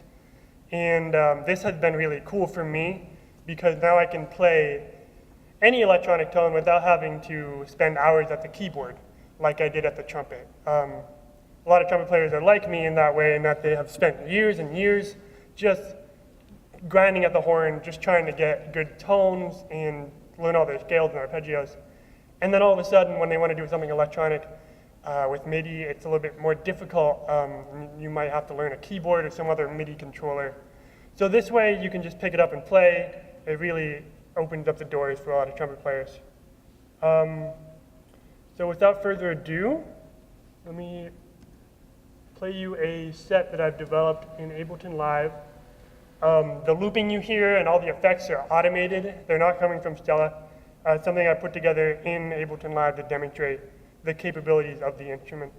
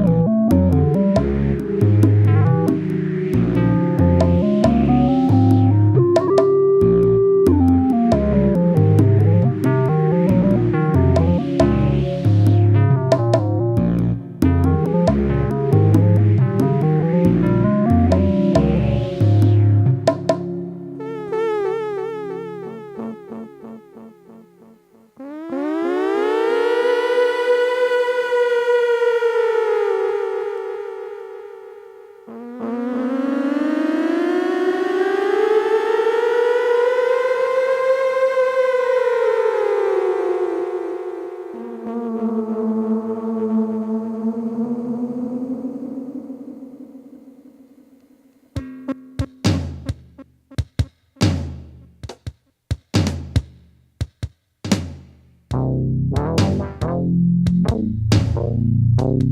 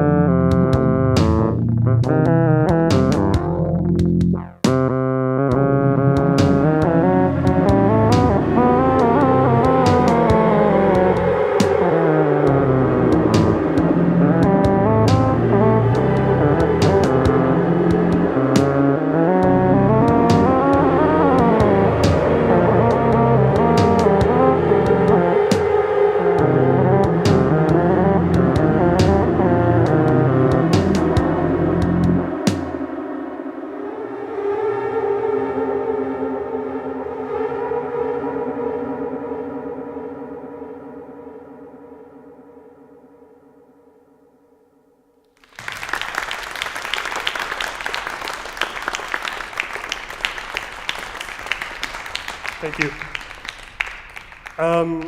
Yeah, I'll take questions now.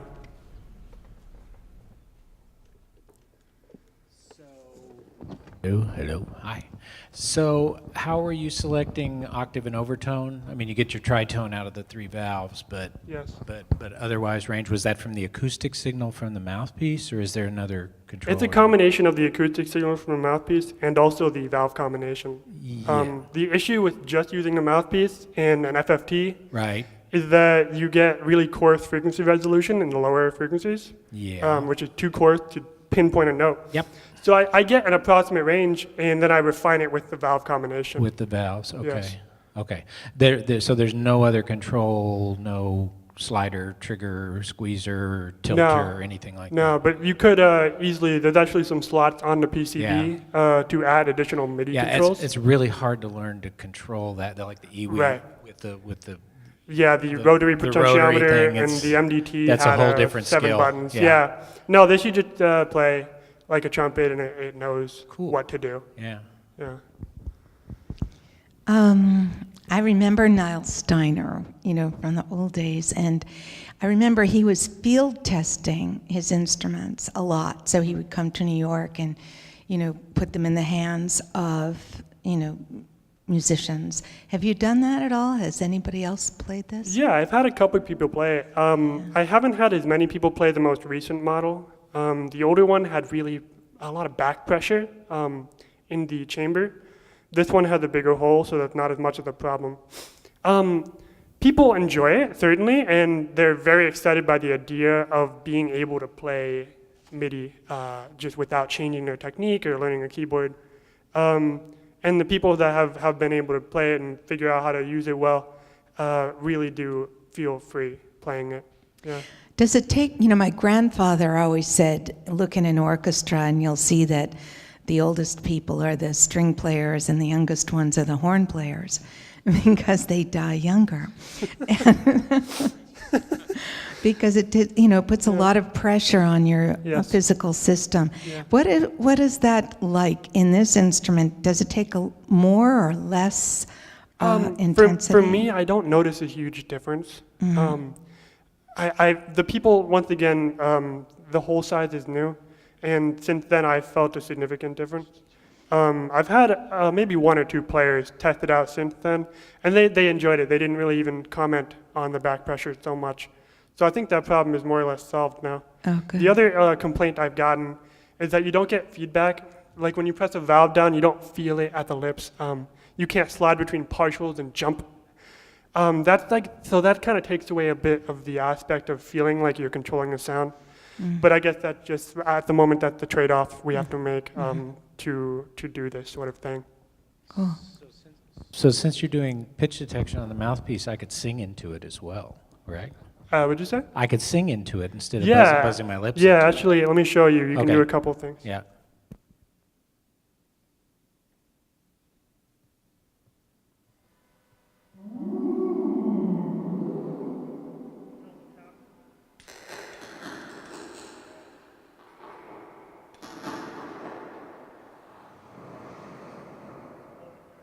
Stuff like that.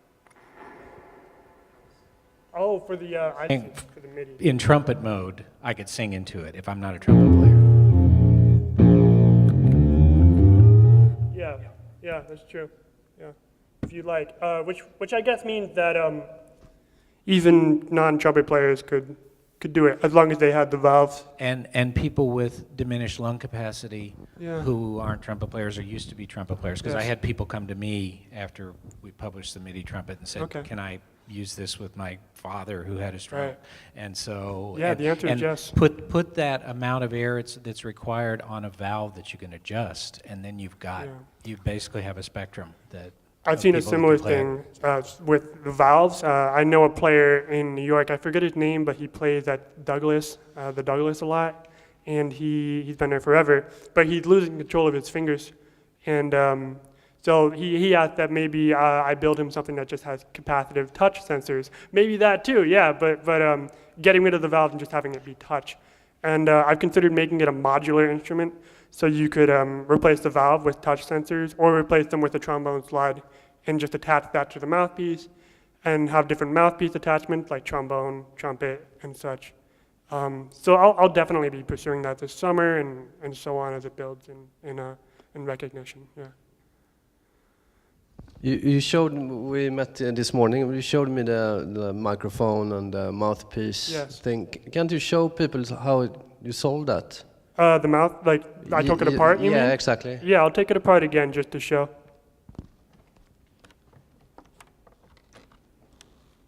So the chamber was actually a pretty big issue because, as you can hear the mouthpiece buzzing. Usually if I'm playing something loud like this, it's not a huge issue. But I wanted to mute it a little bit, so I endeavored and made a lot of prototypes and came up with a double-layered metal mute, and I'll take it apart now. It's supposed to be easily serviceable, which is why it's made the way it is.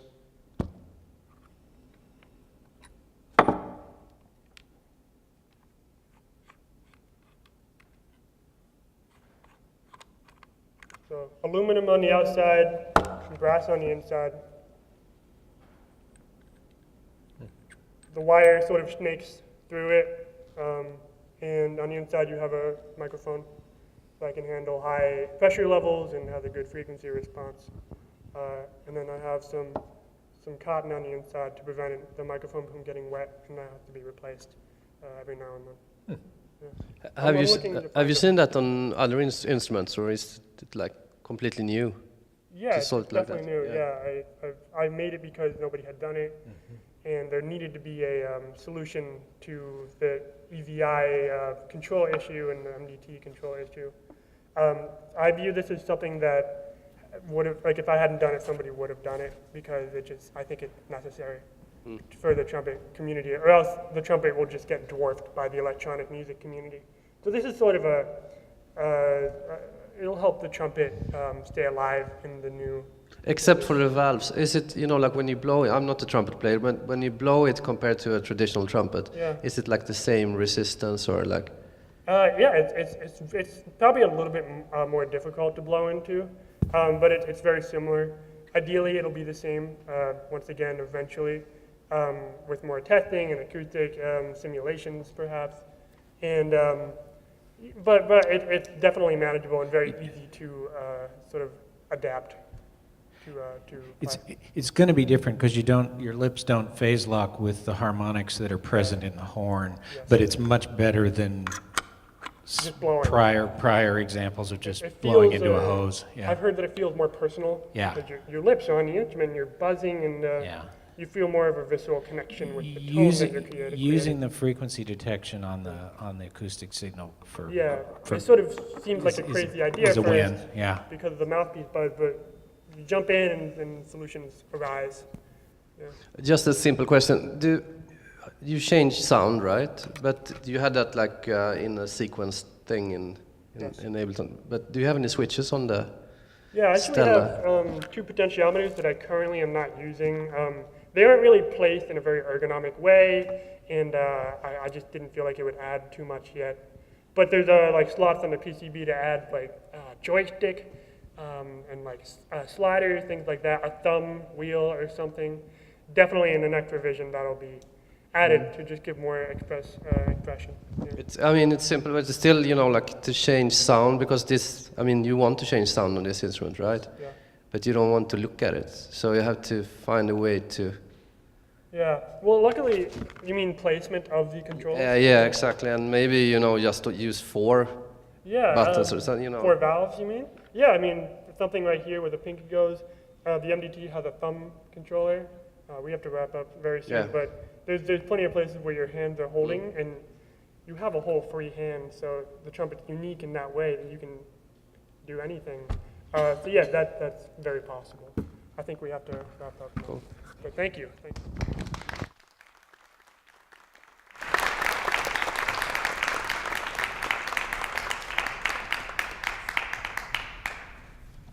Okay, the last instrument before our lunch break is a flute synth, and it's all the way over here.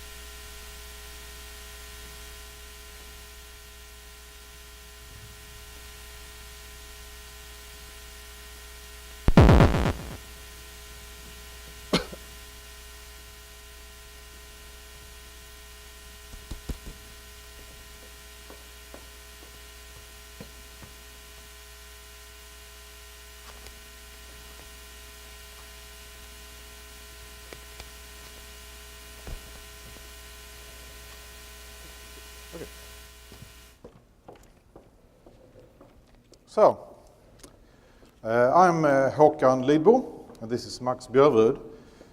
We come all the way from Sweden. We're both sound artists. Thank you. Max is the one who went to a proper art school, and he's the one with the tech skills. I'm basically faking, but I have no education at all, but I made more than 350 records over almost as many years, and almost as many art projects. And the instruments that we're here to present, they're not very complicated. So this presentation won't be so much about tech stuff or theory, but rather to explain why we want to do what we do. We want to show you some previous projects and how we think about music interaction. And for you to better understand the reason we built this instrument and the concept behind the fruit synths. We have a co-working space in Stockholm. There are 10 people there who work with music and art and VR, technology, AI, film, games, apps, robotics. It's a sort of lab where we all collaborate trying to find out what things could be except what they already are. Except, especially music, what music could be except what it already is. Not so many years ago, music was a piece of plastic that you bought in a record shop. Maybe 8 or 10 tracks, a few minutes long, cost like $25. Today music is something completely different. It's more like tap water, something that you expect to find anywhere, immediately, and more or less for free. And producing music was expensive. Very few could afford it. The artists, the stars, and the rest of us could only listen and admire. And today everyone can create music because it's in our pockets and it could be for free. So what music is has totally changed over the past 10 or 20 years. And what music will be 10 or 20 years from now, we cannot even imagine. So it seems to be unique to us humans, so we gave synthesizers to the monkeys of Stockholm Zoo to see if they had any skills.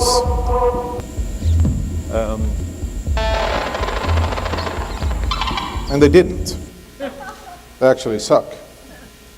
We're constantly trying to find new ideas to find out what music could be except what it already is. And here are some examples. This is a giant light and tone sequencer that were made for the Museum of Technology in Stockholm.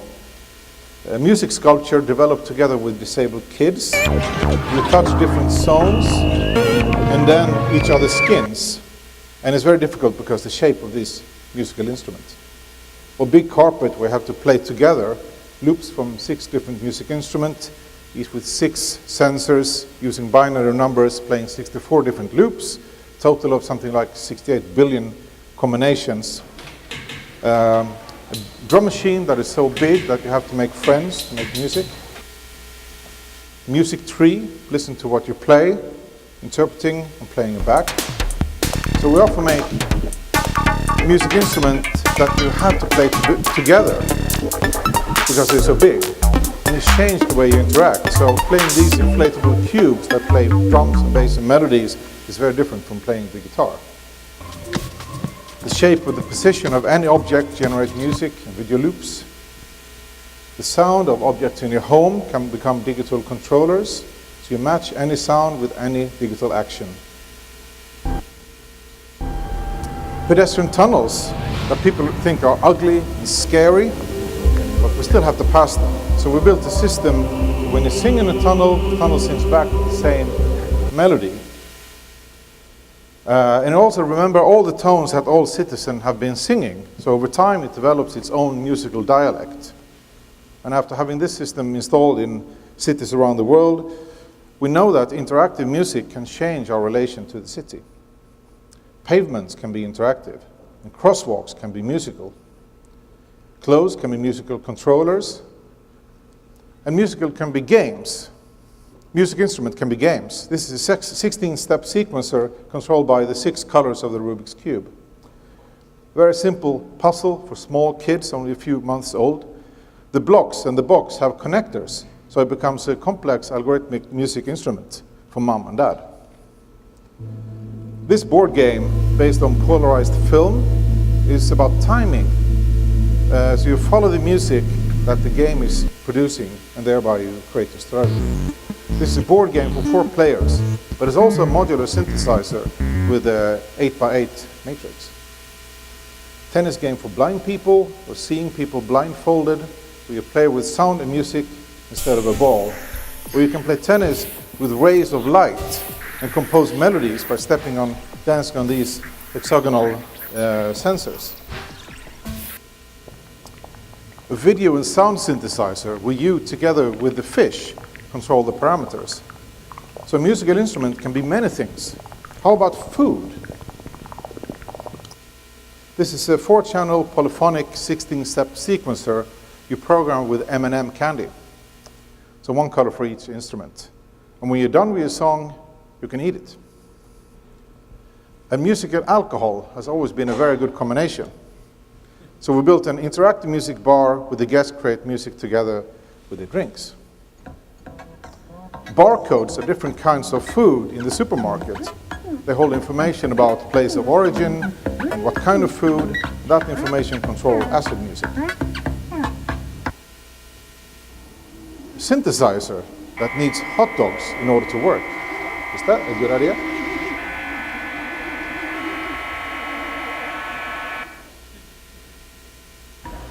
This is a theremin. We can control the volume and the modulation with knobs and the pitch with your hand with the distance to the antenna. But it's inside the cactus, so you might hurt yourself. So this is an instrument where pain is a part of the experience. And then, finally, the instruments that brought us here, fruit synthesizers.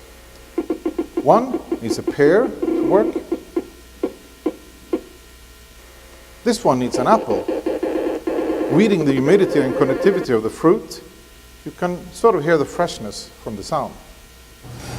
And we're not sure if these synths have a potential to be commercial successes, but again, the reason we do this is to explore what music can be, except what it already is. And as I already noticed, we don't see it as our job to find the answers. Our job is to ask the questions. So, thanks. I would like to play a short piece for you, and then me and Max will try to answer some questions.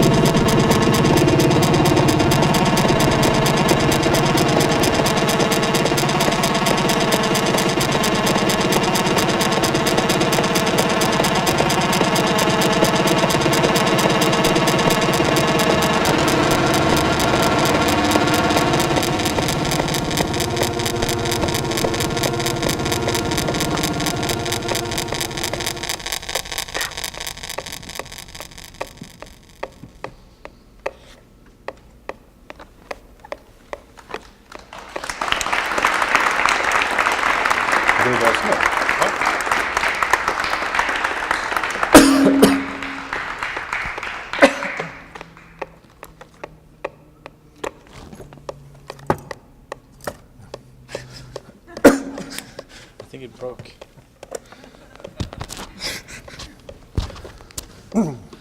Yes. Maybe questions? How many instruments have you built now, Håkan? More than 350? About 350. Yes. Do you see this becoming part of an installation somewhere that people interact with? I notice it takes quite a bit of mopping up as you go along. Yeah, I think we got the fruit was either not totally biodynamic or too fresh for Swedish standards, so it became a bit messy. To me, it's very much a vision about that a synthesizer doesn't need to be a box made of steel or something, or a music instrument for that matter. It's not only a device that functions just to make music, but I just think that it could be something else. I think that the furniture we have sound really bad. Why can't they sound good? Why can't the electronic devices that we have also be musical instruments? So I just have this dream of, architecture, everything around us, somehow being musical instruments. And by making these stupid synthesizers, we just ask questions. What if fruit, food, and synths could be the same thing? Of all the instruments that you've created, how did you choose this one to present today? You did. Oh, we did?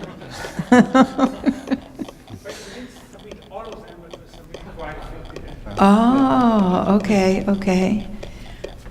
Okay, well, this is boring, but in the old days, like in the 60s, I designed a piece of furniture that held 10 people, and each person had a pitch. There was a sequence that went around a circle of the thing, and you could reach over and adjust and contribute your own pitch. But I think in all of these things, the musical quality, you've established that there are connections and triggers and switches and interactions, but then you have, and you had a lot of fun playing it, right? Yeah. But, well, maybe it's a sport. Maybe it's just for action and fun, because it's not, at what point do you concern yourself with the actual aesthetic content? Or don't you? You mean the design in itself? The aesthetic, the music. Music is not just sound. It has many parameters, but there's something, selective about the sound. It was loud. I actually think that music, I always had the thought that it's just about arranging sounds. Yes. And as soon as you arrange the sound in any way you want to do it, it is music in one way or another. Or it's not music, it's arranged sounds. Exactly, yeah. But it's choices. It's, it is control and experience at the other end. You're performing. That's very cool. You're actually, it's about the performance. It's not about sitting and listening to something. It's about interacting and creating.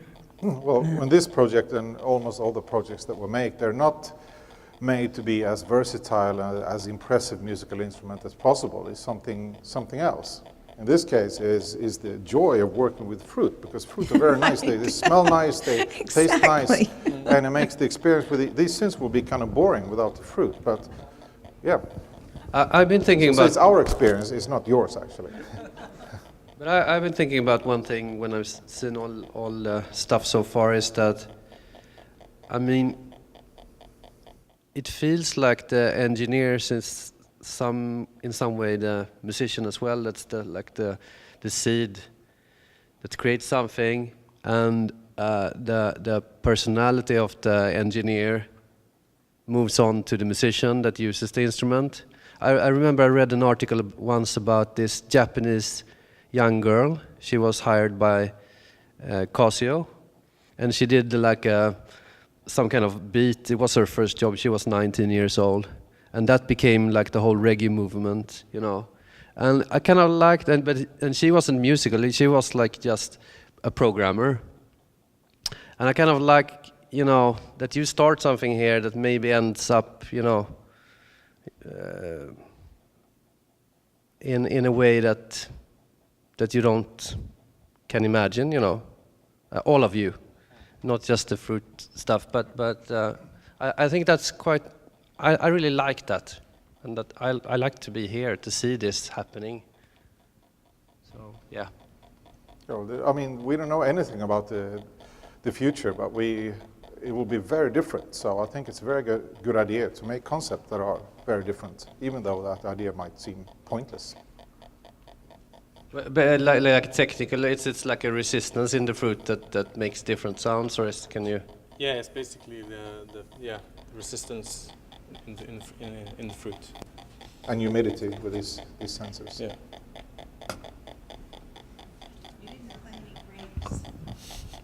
Did you play any grapes? Lemon we tried. Yeah. Yeah. It's a bit edgier sound than orange, but it's a very subtle difference. All right. Thank you. Thank you. Thank you.